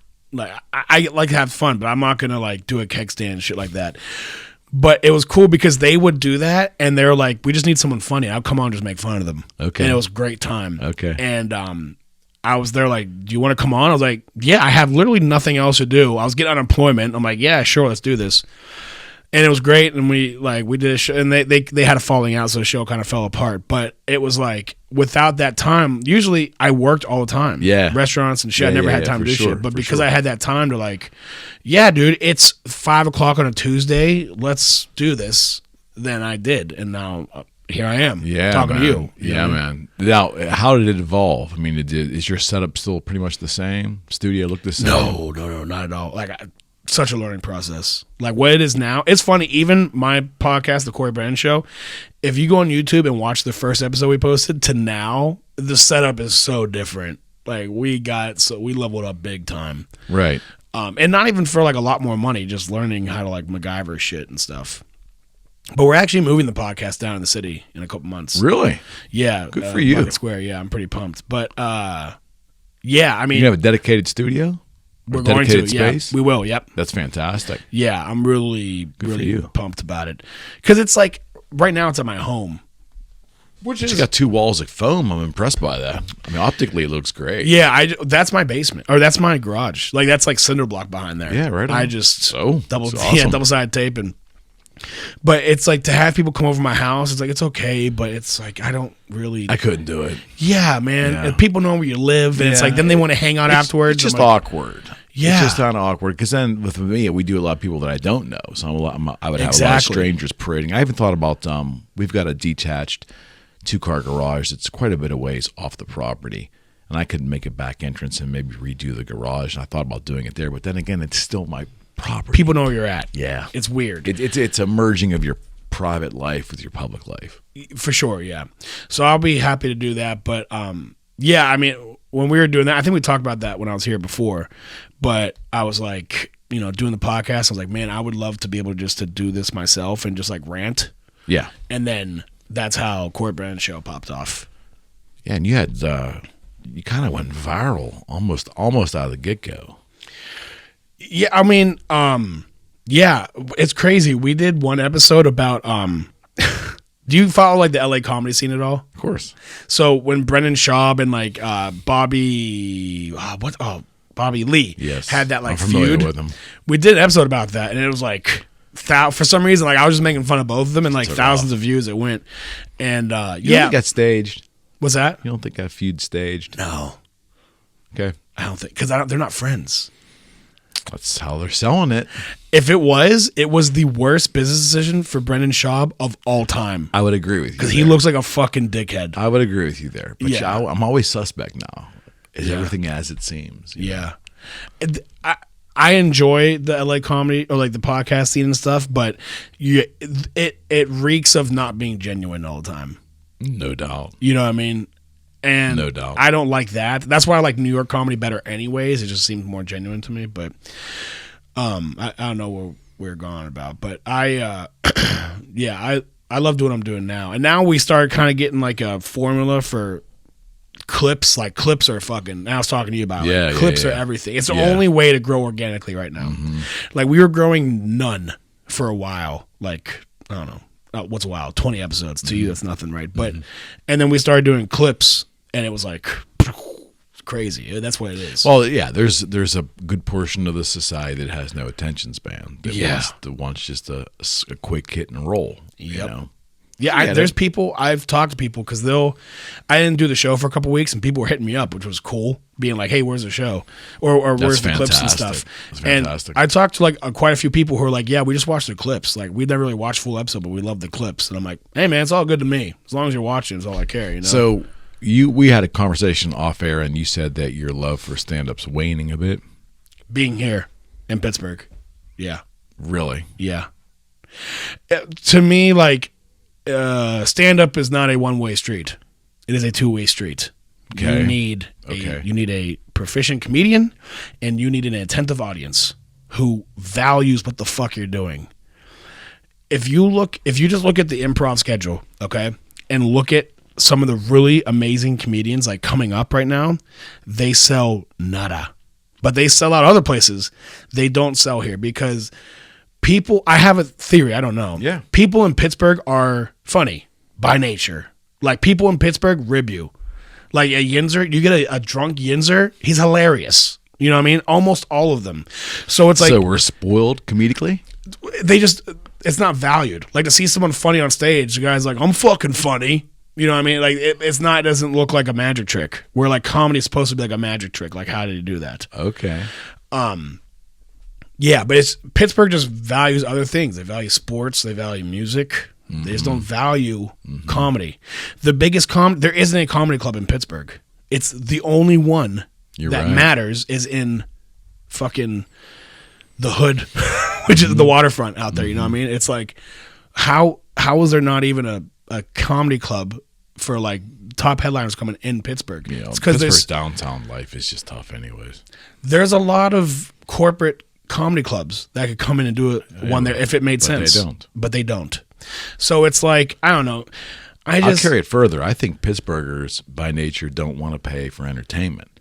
They don't pay cover charges for bands. It's interesting. Oh my God. They'll squabble about walking up to see a local band or even like a billing with 3 local bands and they got to pay $5. They're fucking pissed. Really? That's the thing. The jackass is going to go into the bar and probably buy, a girly drink for his date and probably pay $5.50 to $8 for that one drink for her. Right. But he'll complain about the band splitting a $5 fucking cover charge. That is a yinzer. You're 100% sorry. right. Sorry, not sorry. You're 100% right. They just don't value entertainment. It's just, that's not what Pittsburgh is. It's just not. And hey, like, if you enjoy Pittsburgh, that's fine. But it's, for me, like, podcasting kind of is like a one-way street. To make it great, I only need me and my team. That's it. The attentive audience could be in fucking Sri Lanka. It could be anywhere. Yeah. I don't need them to be here. Yeah, I get it. So it's like, I'd rather, I've gotten advice where people, because I shit on Pittsburgh. I think it's funny. Like, I make fun of Pittsburgh online and stuff. And, Brian Simpson is a hilarious. Pretty big target. Yeah. Brian Simpson's a great comedian who came in here, and they had to sell tickets for $5 at the Improv just to get people in the doors. It's fucking insane. What's that tell you? Exactly. So, like, I mentioned that, and people are like, hey, you shouldn't, it's going to be hard to get fans here if you keep doing that. I'm like, I don't fucking want them. If I never sell a ticket in Pittsburgh, that's fine. Like, I'm trying to build audiences other places, and right. The goal is hopefully someday the podcast lets me move somewhere where I can enjoy stand-up again. But I don't enjoy doing stand-up for 2 people and I'm competing with the Buccos game. It's just not. Yeah, that's not it. Pirate game. Yeah. But they don't get it. They don't attend that either. Exactly. So, I mean, look, people are trying here, and I completely commend them for trying to make cool rooms, and I hope they do. But they're always going to be going up against the people who live here. And that's just how it is. That's an interesting perspective. So help me unpack this a little bit. Why don't we like paying cover charges? Why does it take an act of the Pope practically to get out and see anything local? Now, Pittsburghers will buy tickets to see national acts generally in big venues because we're impressed by celebrity. But we don't give our own mini celebrities any fucking credence whatsoever. That's an interesting. I wonder why that is. That is interesting. Mm-hmm. And I mean, like, I would like to say that. I mean, when it comes to comedy, I always thought it was like yinzers don't think that's impressive to see local comedy. Like, it's not. They're like, I could do that. Like, a lot of people from stage will tell you, I think I could do that. And it's like, well, you're not. So there's one. But I mean, I didn't know that Pittsburgh was like this to like local bands who come in. That's different because not all of them can play music. Yeah, I don't know. I've heard this, especially from people of color in Pittsburgh. There is an entitlement in Pittsburgh, a sense of entitlement. Okay. That is like not appreciative to art and stuff like that. Like, I know people who live in Philly who come over here and be like, dude, the scene, like the art scene in Philadelphia is amazing. Mm-hmm. And there's people who are into that and stuff. I think that Pittsburgh is a small enough city where like there's not a whole different kinds of people here. There's maybe like a handful of different groups. It's not a big melting pot. Okay. You know what I mean? Whereas a lot of cities are melting, like Austin's a huge art scene, also a huge melting pot. Dallas, not as much of a melting pot, not as much of an art scene. Like, I feel like the greatest art scenes around are the melting pots where you have all types of different cultures coming in and people who appreciate that. Oh, yeah. I mean, we're very parochial here. Yeah. Cool word. What's that mean? It just means we have a lot of we don't have a lot of tribes, but the tribes we have are pretty dominant. Yeah. So we have a lot of groupthink in this town. Yes. And those cultures run deep.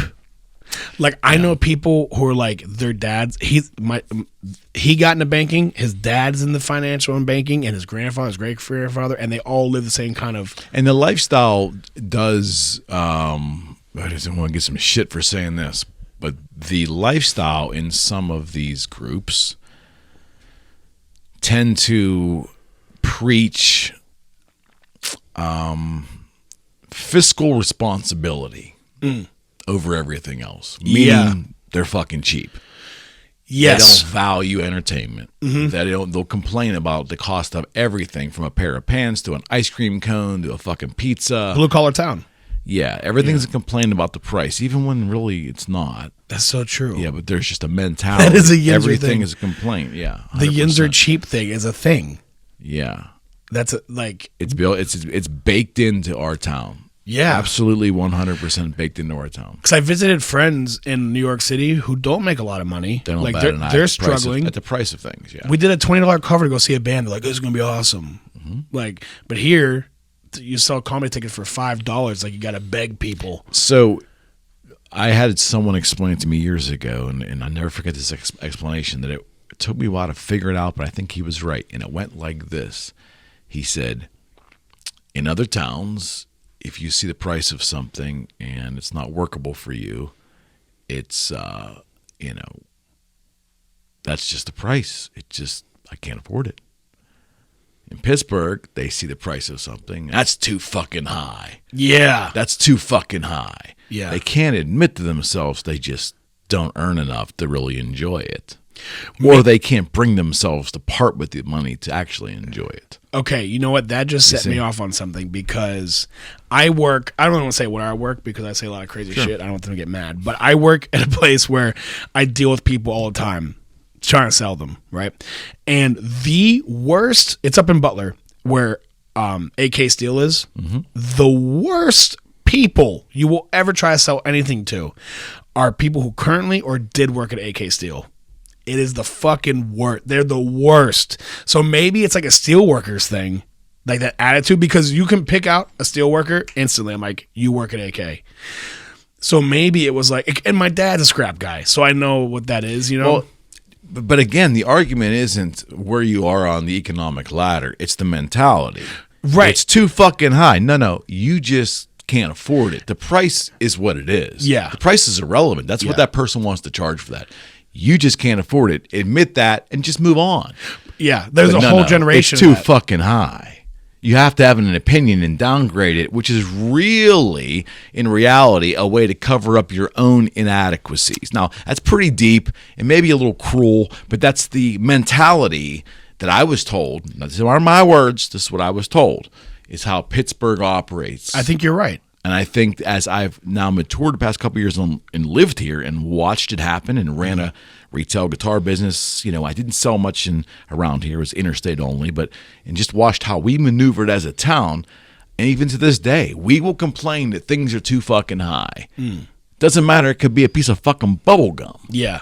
Right? Do you think that continues because it was taught down in the generation below them? It could be, and maybe it's just a harmless guttural reaction that's pretty indicative of the way we are. And okay, it is what it is. But instead of just looking at, like, if you look at prices of things, like, I know that it is not in my budget to go buy a Lamborghini. I think they're kind of cool.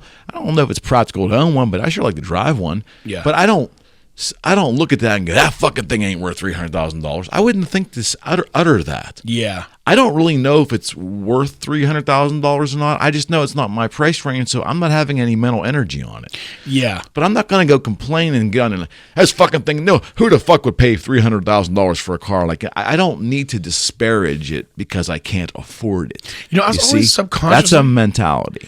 Yeah, and I was like, now that you're like explaining this to me, like, I was always subconsciously aware of this. That I just call that being a yinzer. But it's like, that is what yinzers do. It's one of the things that yinzers do. Yeah. What about this? So, like, Pittsburgh, as far as cities goes, kind of small, right? But well known for its size. We're well known over the past 5 decades because of the unusual and unique success of our sports teams. Exactly. That's the only reason we're known. So, nice medical community, nice scholastic yeah, area, but really, it's the sports town teams. And it's like, the population here isn't huge, but pretty much damn near everyone is a diehard sports fan. Mm-hmm. Whereas, like, if you go to Chicago, there might be a lot of Cubs fans. Well, they're more cultured. Fans, but there's also, like, people. There's more to do. Like, art is their sports. There's more to do. Yeah. And so, like, there's just more people. Culture. Yes. But I think that it's just a bigger population where, like, almost the entire population here just loves sports, and that's what they value. They don't value art. And because shit like we've been uniquely blessed to have some uniquely good teams. Yeah. When really, it doesn't really make sense why that happened, but it just happened. Mm-hmm. Had the Steelers never been really good, or the Pirates not have some runs, or the Penguins not having runs, they were just average teams, the identity of the town would be different. We would be a Fort Wayne, Indiana. We wouldn't be Pittsburgh. 100%. You see what I mean? Now, yeah. The irony, though, Cory, is maybe we'd be a more diverse and more culturally appreciative area 100%. if we didn't have these sports to cling to. Yeah. You know what I mean? Mm-hmm. I don't know. We would have to broaden our interests. Maybe. Like, the Cleveland isn't that much bigger than Pittsburgh. It's probably less well known than Pittsburgh, to be honest. You got more culture. Their comedy scene, way better. Mm-hmm. Way better than Pittsburgh. And I'm not trying to shit on the Pittsburgh comedy scene.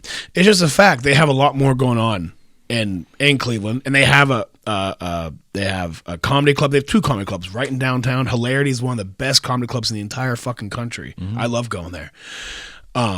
They just have more going on, but their sports fucking blow.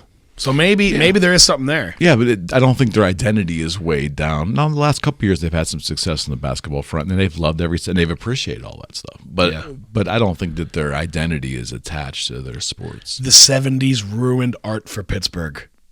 Too successful for sports. Yeah.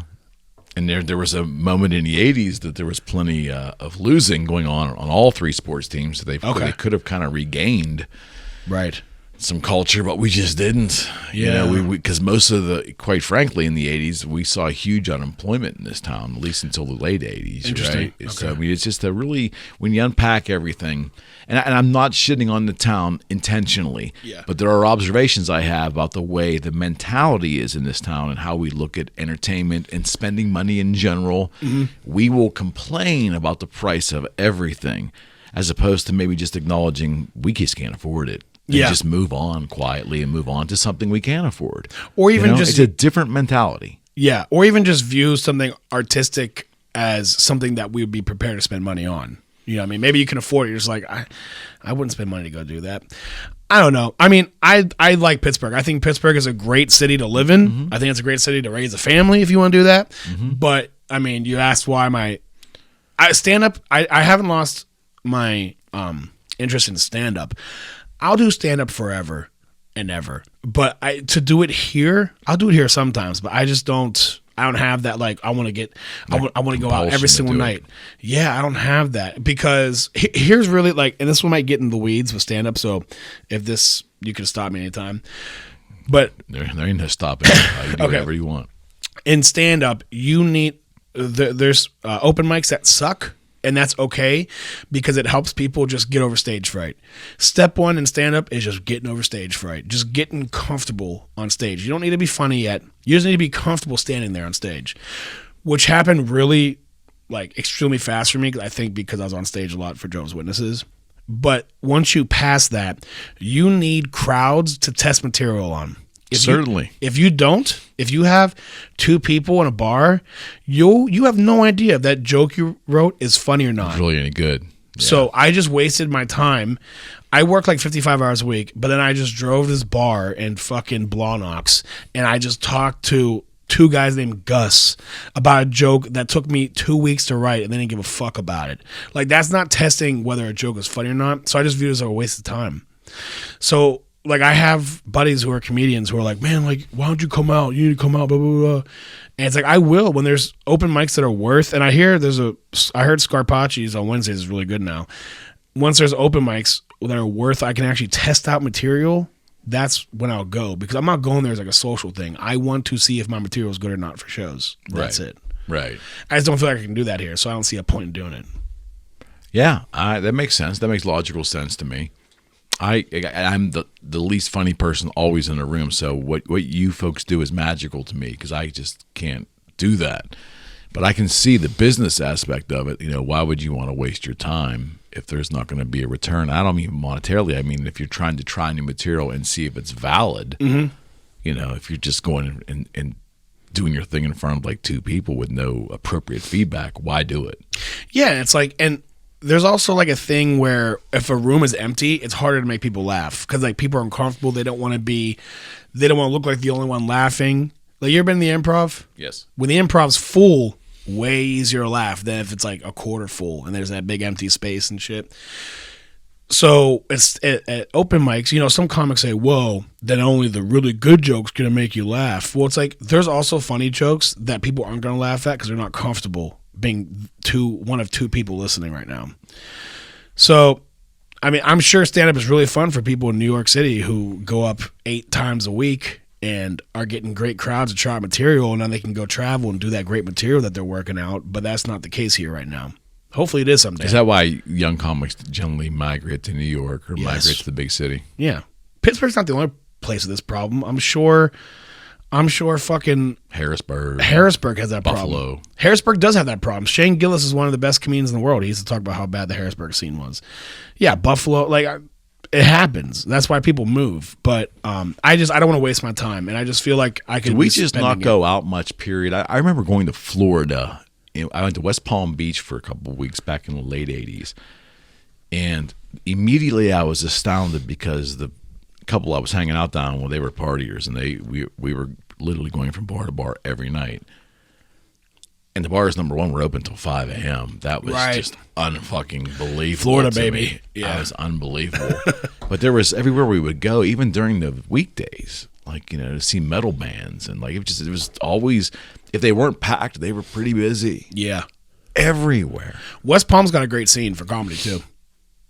Yeah, they party. People go out. Like, I don't think we go out. What? Well, we do, but we go out and eat. I literally, and I kind of felt bad because I did not mean this as a slight against Stuff to Do in Pittsburgh, because it's an Instagram page named Stuff to Do in Pittsburgh, and if you follow them, which I do, you'll find great restaurants and bars to go out and shit. But the page is called restaurants and bars. Yeah, that's where the it ends. page is called That's not entertainment. Yeah, Stuff to Do in Pittsburgh. it's one of three things. It's a bar, a restaurant, or a sports game, or walk in the park or some shit. That's it. So it's like that. Like if you, Kennywood. I have friends who will come in from out of town and be like, "Hey man, like what should we do?" I'm like, "You want to eat?" They're like, "No." I'm like, "You want to drink?" They're like, "Is there anything else to do?" I'm like, "We could eat and drink at the Pirates game." Like that's all there is. You know what I mean? So And apparently we're okay with that. yinzers are, dude. It's nuts. I used to bartend Southside.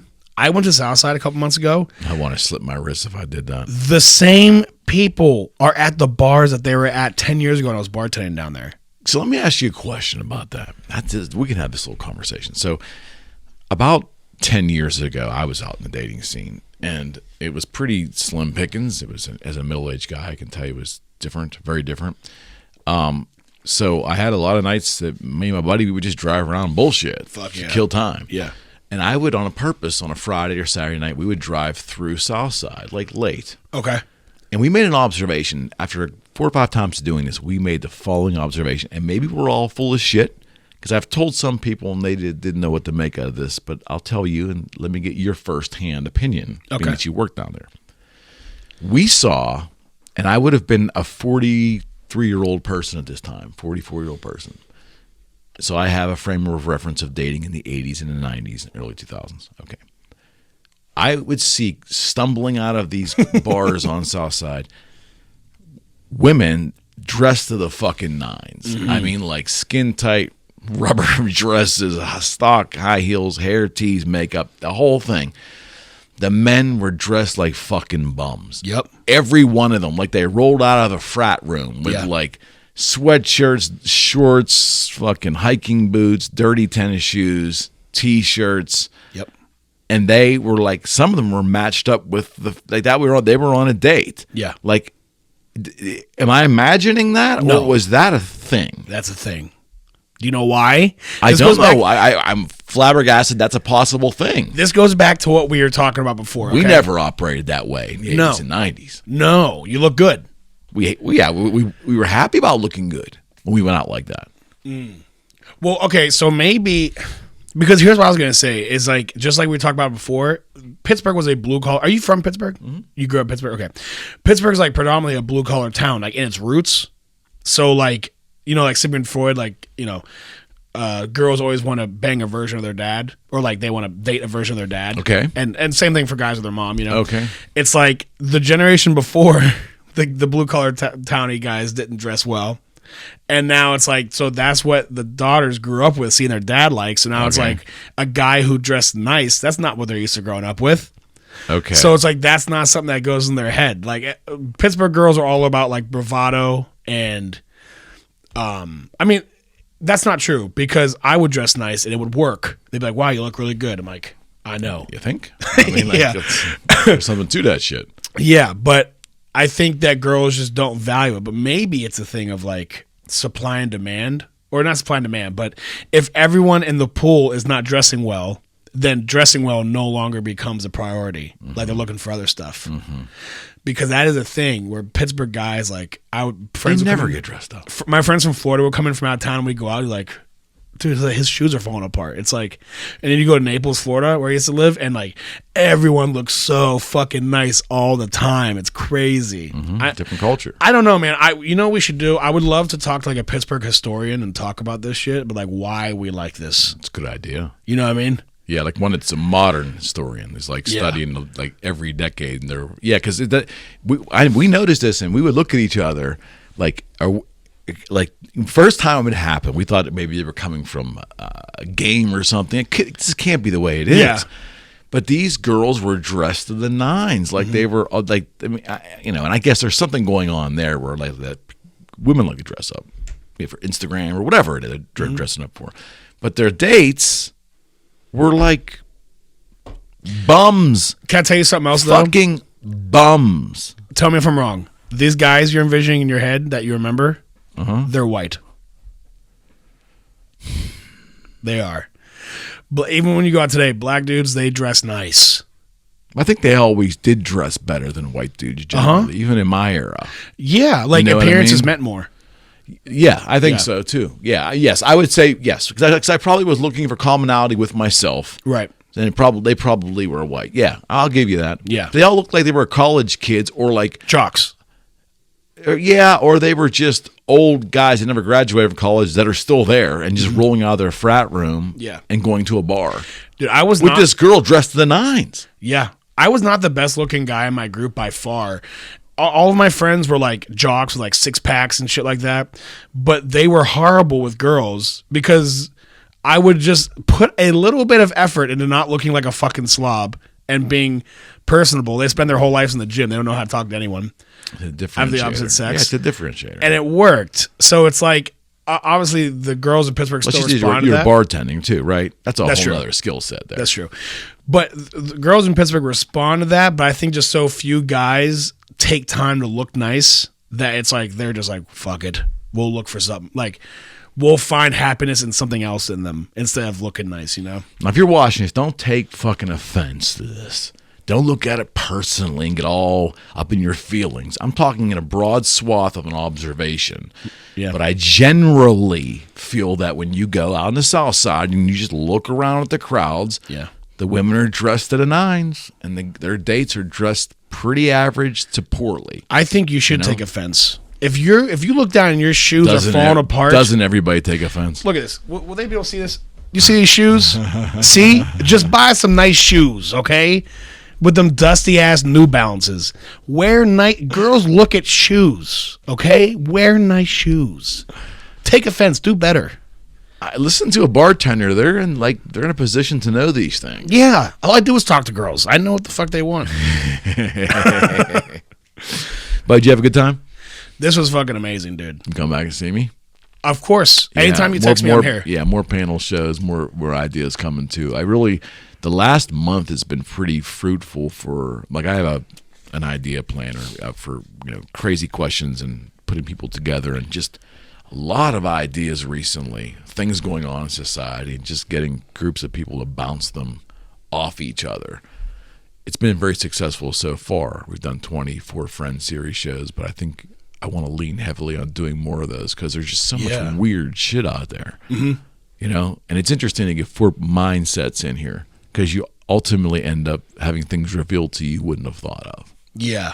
You know what I think would be really cool, especially in this kind of setting, if you could find people who like you trust to converse in good faith, who don't all agree about something, to have like a real conversation that way. Yeah. Now, granted, that's really hard to find. Like people who you know are going to have a conversation in good faith and not attack and get shitty and stuff. Yeah, I'd love to do, and I'm not even afraid of certain political topics if I could find people, I think, and I have some that could articulate well, but you never, the variable is, I might have a one-on-one conversation. I may know them on a one-on-one basis, and they seem to be having it together, and they seem to be very articulate and calm, but I haven't thrown them into the pit with other people who feel opposite. Yes. You don't know what triggers are in anybody that's going to come out. I'm just got too much glass in here to be shit broken down. You know what I mean? And sometimes the more intellectual the person is, when they get, when they are defeated in a conversation, they take it more personally. They kind of unravel even more, as opposed to someone who doesn't take themselves too seriously. It's just like, oh, okay, yeah, that's a good point. Well, I think your point's well taken. I think if you get the right collection of people, they won't look at it as a win and a loss. Exactly. That's the problem. Is I don't view this show. I have no interest in competition of any kind, and that's why it'd be easy for me to have a conversation and have my ass, quote unquote, handed to me on a subject with facts and statistics. I have no problem going, yeah, I get it. You're right. Mm-hmm. I have no problem doing that. Right.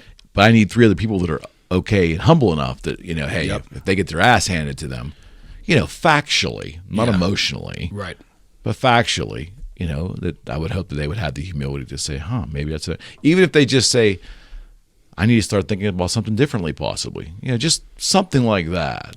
But I think it would be good. Own your opinion. Don't let the opinion own you. Like, be open to being fucking wrong and knowing that you're stupid. No, the fact that you can rationalize that concept at the age you're at is impressive, my friend. Oh, I appreciate that. That's impressive because that's rare. I appreciate that. Although I would say also that my generation has a shit ton that we could learn from your generation if we were more humble You know, that's been the story, I guess, of all society ever. My parents' generation, and I guess their parents' generation. But I can recognize just by conducting this podcast that, don't get me wrong, I look at Gen Z and I shake my I think of Tide Pods. I'm sorry, I just do. But there's a shit ton of attitudinal stuff that you folks display that's pretty pragmatic. Things that we kind of know, but we've kind of forgotten. Or else we don't want to admit to ourselves that it's a better way to go. We just got to be more humble and open to those ideas again. So what's an example of like something you think that a Gen X person could learn from a Gen Z or even millennial person? A Gen X person, I'm an early Gen. I was born in '66, so apparently the start of the Gen X is '64. So I'm right at the early age. I think there is something really cool about your generation in general, that there's a lot of folks in your generation that are really not putting money at the forefront of the happiness train. Really? You know? Okay. Yeah, I do. I guess we were the money first generation. There's no doubt about it. Now, the baby boomers, to a degree, might have been even more than we were, but Gen X is definitely, money. That'll bring security, safety, and we'll be able to breathe once we have enough money. It seems like Gen Z in some areas are saying, hey, quality of life first, things I dig first, and then I'll figure the rest out. And I kind of admire that. Right. You know what's interesting? I mean, I'm 30, so I don't know if I'm Gen Z. I think I'm millennial. Okay. Maybe you are. Maybe you're a millennial. Whatever. I mean, like, I am so, like, I get so annoyed when people say money doesn't buy happiness. Mm-hmm. I'm like, really, dude? Really? Have you been broke? Because money's pretty great. Yeah, money can solve problems that will lead you potentially to an easier path to happiness. That's how I say. The money is never the problem. It's the obsession and getting it. It's also the lack of it sometimes. A lack of money is a problem. Like having money is never the problem. It's like your pursuit of more and prioritizing it over certain things. That's the problem. Of course. So, but not having money sucks. It blows, dude. So like recently, my dog. When I was here, did I talk about when my dog tried?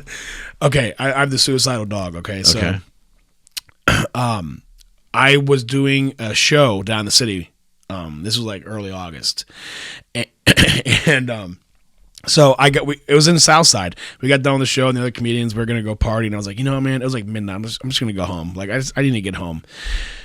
So I go home, and I hurt my back a couple weeks before that, right? And so the doctor gave me muscle relaxants. Okay. He's like, take these. They weren't super strong muscle relaxants, but they're muscle relaxants, right? He's like, take these as you need them. Like, you don't have a history of addiction. We used to call Flexerol was one that we used to take. It was like the one down from that. It wasn't like that's the more intense one. Yes, indeed. Yeah. So I come home and the bottle is the pill cap's on the floor with like 10 pills around it. And I was like, oh. And I couldn't find the pill bottle. And I call my dog's name is Gatsby. He's a pit bull. I'm like, Gatsby. And he comes up the stairs like, drooling, and he like collapses at the top of the stairs. I'm like, oh shit. So I find the pill bottle. I'm like, all right, there's 90 pills in there. Like, there's gonna be mostly full, and he'll be okay. Empty. I'm like, fucking A. So I call Poison Control. They put me on hold. Poison Control put me on hold. Of course they did. So I'm like driving down 279 to the animal hospital, off Camp Point there. And I get him there. Anyways, long story short, they're like, look, we need to keep him here for like 2 or 3 days and watch him because we're afraid of this happening and that happened. He ate like 80 pills, which is like enough to kill. Of course they do. Yeah, exactly. I'm like, so what did that cost? They're like $3,000 to $5,000. I was like, oh, like fucking A, you know what I mean? So they're like, well, we could keep him like a day and a half, and I'll be like, $2,000. I'm like, all right, whatever, let's do that. I'm like, will he live if I take him home? They're like, maybe. And I was like, well, he'll probably live if I take him home tonight too. Same odds. Well, and I was like, same odds. They're like, here's the thing: if he like aspirates or something happens, he's here, like we can help him. Whereas if he's home, you might not be able to help him. Like, all right. So I pay him $2,000, and then I was also going through a job transition, so like I was tighter on money than I usually am. I'm very like conservative like with my money. Like I like having a big cushion, and that cushion was gone, and it was like God damn, like it affected everything else in my life. Yeah. Where I was like, oh my God, girls, success, all this other shit is not leading my happiness. Like having money and not worrying about it is affecting my happiness more than anything. Of course. If a girl leaves me and I'm rich, it's all right. I got paid. I'll get a new one. Like it's fine. But like when you're broke, it's like that's it. Yeah, not having money is way more stressful, way more painful, mentally painful, and emotionally painful. Yeah. So if for somebody to say money doesn't buy me happiness, I'm gonna tell you something. Having money and not worrying about money. Is an easier way to happiness. The happiest. Easier pathway to happiness. Yeah, well, of course. The happiest. And of course. Yeah, I was just. Yeah, it's so I get pissed struggle. when people say that. I'm like, dude, and I do too. I just find that I don't get pissed about much anymore, but I just kind of find that mentality flawed. I just say, well, it's easy when you've never had money, or if you've had it and lost it. Oh, yeah. You're probably not going to think that way. Yeah. I saw. I don't know if this is true or not, but I saw. Statistic that when people are going through money troubles like that, where they're low on money and they're stressing about money, it lowers their IQ by like 10 to 12 points. Of course. It makes you dumber. You can't think under duress. No, it's terrible. Trying to process cognitively under duress is the worst thing ever. And I know you're trying to get out of here, but that's my. I'm sorry. My biggest fear for the country going forward is that so many people are under financial pressure. I'm like, that's a bubble that has to burst eventually. We're like 60% of the population, whatever, can't handle $1,000. Doesn't seem emergency. like anybody cares though. No one gives a fuck, which is even worse. I'm like, it's going to get worse. It's going to get bigger. Like that inequality is going to get wider until eventually that bubble bursts. And then what? I think that we have a mentality now that, and I can say this because this wasn't how the country viewed life 30, 40 years ago. We think the government should take care of us. And if things just don't work out for us, then, they'll take care of it. There'll be some mechanism in place where I can start over or whatever. Right. And I'm not saying we shouldn't have some help like that, but I think that there's just, live for the day, YOLO, right? Live for the day, fuck tomorrow. Yeah. And which, again, someone from my generation looking at that going, that's just fucking nuts. Like, stupid. They're actually living this way. So, I mean, look, every generation looks down on the newer one and shakes their head that we just don't understand. But I try to be the best I can. I'm very flawed, but I try to find good in everything. And I've been able to find some attitudinal things with Gen Z that's like, wow, man, we had a chance to live that way and we fucking didn't. And now maybe they're figuring it out. But then the next day I'll see you guys eat Tide Pods. And I'll go, they're fucking nuts. Well, you know what? They had Tide Pods. Millennials, we did the cinnamon challenge. You guys did LSD or some shit, whatever. I don't know. Everyone has that. Yeah, that weird thing. Just you right now we're just dealing with so much media too. We're hearing the worst. Yeah. We never. And this is what I always tell my fellow Gen Zs when I hear them bitch. I say, listen, we lived with 5 news channels. We lived with a 6 p.m. news, a 6:30 news, and 11 news. And one station had a noon news for a couple of years, and that went away because no one watched it. Right. So the only time we heard national things, outside of reading in a magazine information that was weeks old, right, or reading in the newspaper next day, which is a day or two old, right? We weren't like, our conscience didn't run on, up to the moment stuff. Yeah. That was a big difference. A lot easier. Yeah. A lot easier. I miss those days. Me too. Before Trump, I didn't know what left or right meant. Like politically, I didn't know what liberal conservative meant. I was like in my mid-20s. I had no idea. Now it's like, I can't unknow it. Like, yeah, I miss those days too. I hate the fact that when we did this back then too, we have part of our society that wants to brand everybody, and we're going to label you and put you in a box and stick you over here. This is where you belong. And I used to try to analyze myself. What am I? Am I conservative? Right. Am I moderate? I'm not a liberal, but I do believe these liberal tenets. So there's no way I can be a right-wing conservative because I believe some of that stuff. I also believe this crazy stuff. So that must put me in the middle, So, but I was actually having those conversations with myself because I didn't want to be labeled. And today, I'm not sure that we think enough about that stuff and trying to formulate our own personal philosophy and know what it is. I don't think there's enough humans doing that. Well, it's easier just to say, I kind of feel like these people more, so now I believe this, and that. as Yeah, I opposed to can't like, live how do I that really way. feel about this? Like, I love guns, right? I'm down for owning guns, but I also feel like this about abortion. Like, but I can't feel like this. I'm going to be in this crew. I can't feel You like can, that. and that's the thing. Yeah. Whoever told the public they can't have beliefs from both sides was an idiot. It's peer But they're pressure. more of an idiot to believe it. I mean, it's just peer pressure where it's like you don't want to get dragged online. That's But for adults, for functioning adults, yeah. to yield to peer pressure, for a person in their 50s to not moderate and understand and laugh at peer pressure, Yeah. shame on us. That's infantile. It's infantile. It's interesting. I work next to someone who she's a lady in her mid 40s, whatever, and she went to January 6th. She stormed the Capitol, you know, and it's weird now. And she's like pretty normal, you know, but it's interesting talking to her now where she's like, this politics thing is like, it's dragging on me. Like, I don't think it's healthy. And she's only figuring that out now. Yeah. Thank God, better late than never. Yeah, I'm like, yeah, sweetie, I think it is like you stormed the Capitol. Like, I think it's drag on you a little bit. But it's like, you know, I'm hoping that there's like an awakening of we stop caring about politics so much, quit treating it like a sport, and like you said, look into yourself and see, like, how do I actually feel about this? Yeah.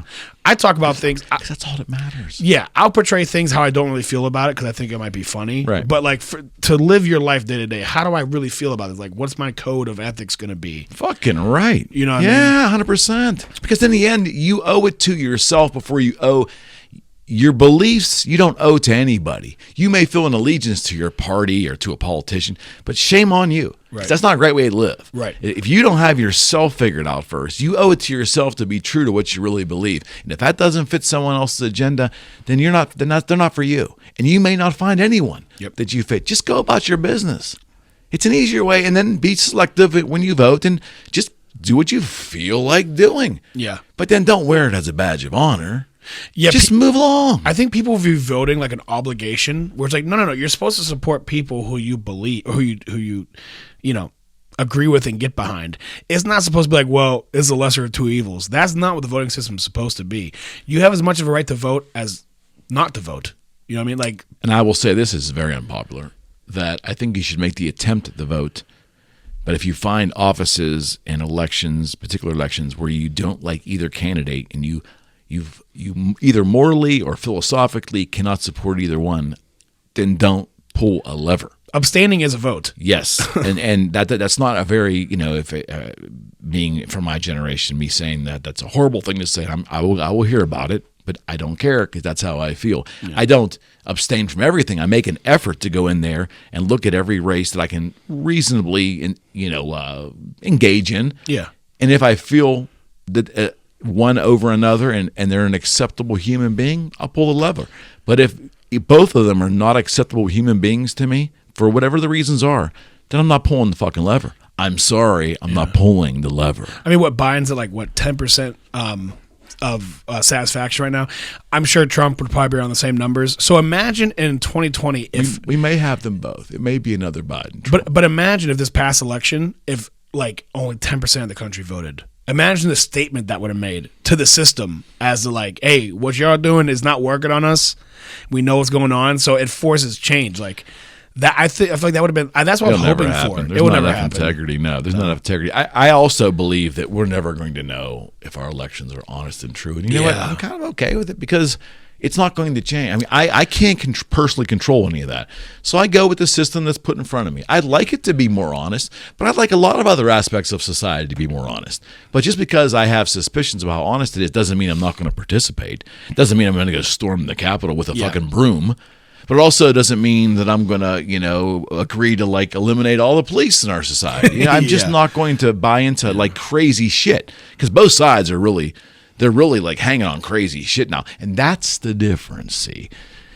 30, 40 years ago, the extremes of both parties were laughed at. Right. It was more mainstream shit, closer to the center. Mm-hmm. But now the extremes got the megaphones. Yeah. And that's why society's so fucking... People are neurotic because they're worried about these extreme things actually fucking happening. Well, it's because it's entertaining. News became entertainment. And salaciousness became entertaining. Right. Yeah, back in the day, 30, 40 years ago, liberals and conservatives weren't that different. They were all the same kind of brand. They're probably generally the real Well, not real. If you got people to have real conversations, they're probably closer in alignment on the basic things than they'll ever admit. So maybe we need a new party. We need a logic party. I've always said that. A pragmatic party. There you go. That sounds better than logic. Yeah, pragmatic party. It just, but it's not sexy. See, it's not a, you know. And here's the thing: the system is so mechanically devoid of honesty that as soon as you had to nominate a pragmatic party, third party, and you had to nominate that candidate, then he'd have to start working angles and start talking to the NRA, then all of a sudden they just become the same sickness that the other ones had. There's no way to actually have a reasonable way to win and stay true. That is the system is broke. Yeah. On Twitter, I'll like watch a super like conservative person and a super liberal person argue, and I'm like, oh, the same person. Sometimes they're so crazy they actually end up meeting. They come back around. I'm like, y'all the same people on different sides. Like, you don't even get it. Like, well, the greatest thing is we're often fighting. We're fighting hate with more hate. Mm-hmm. Fighting discriminatory practices with more discriminatory practices. We're fighting the injustice that we despise with more of that same injustice. Yeah, that's why it's easier just to make fun of it. We can't see it. Yeah, that's what he does. Just make fun of it all. Yeah. Thanks, dude. Yeah, this was awesome, man. We'll do it again. Yes, sir. Excellent Absolutely. time. Thank you. Thank you. Same here. All right, friends, we're out. Peace.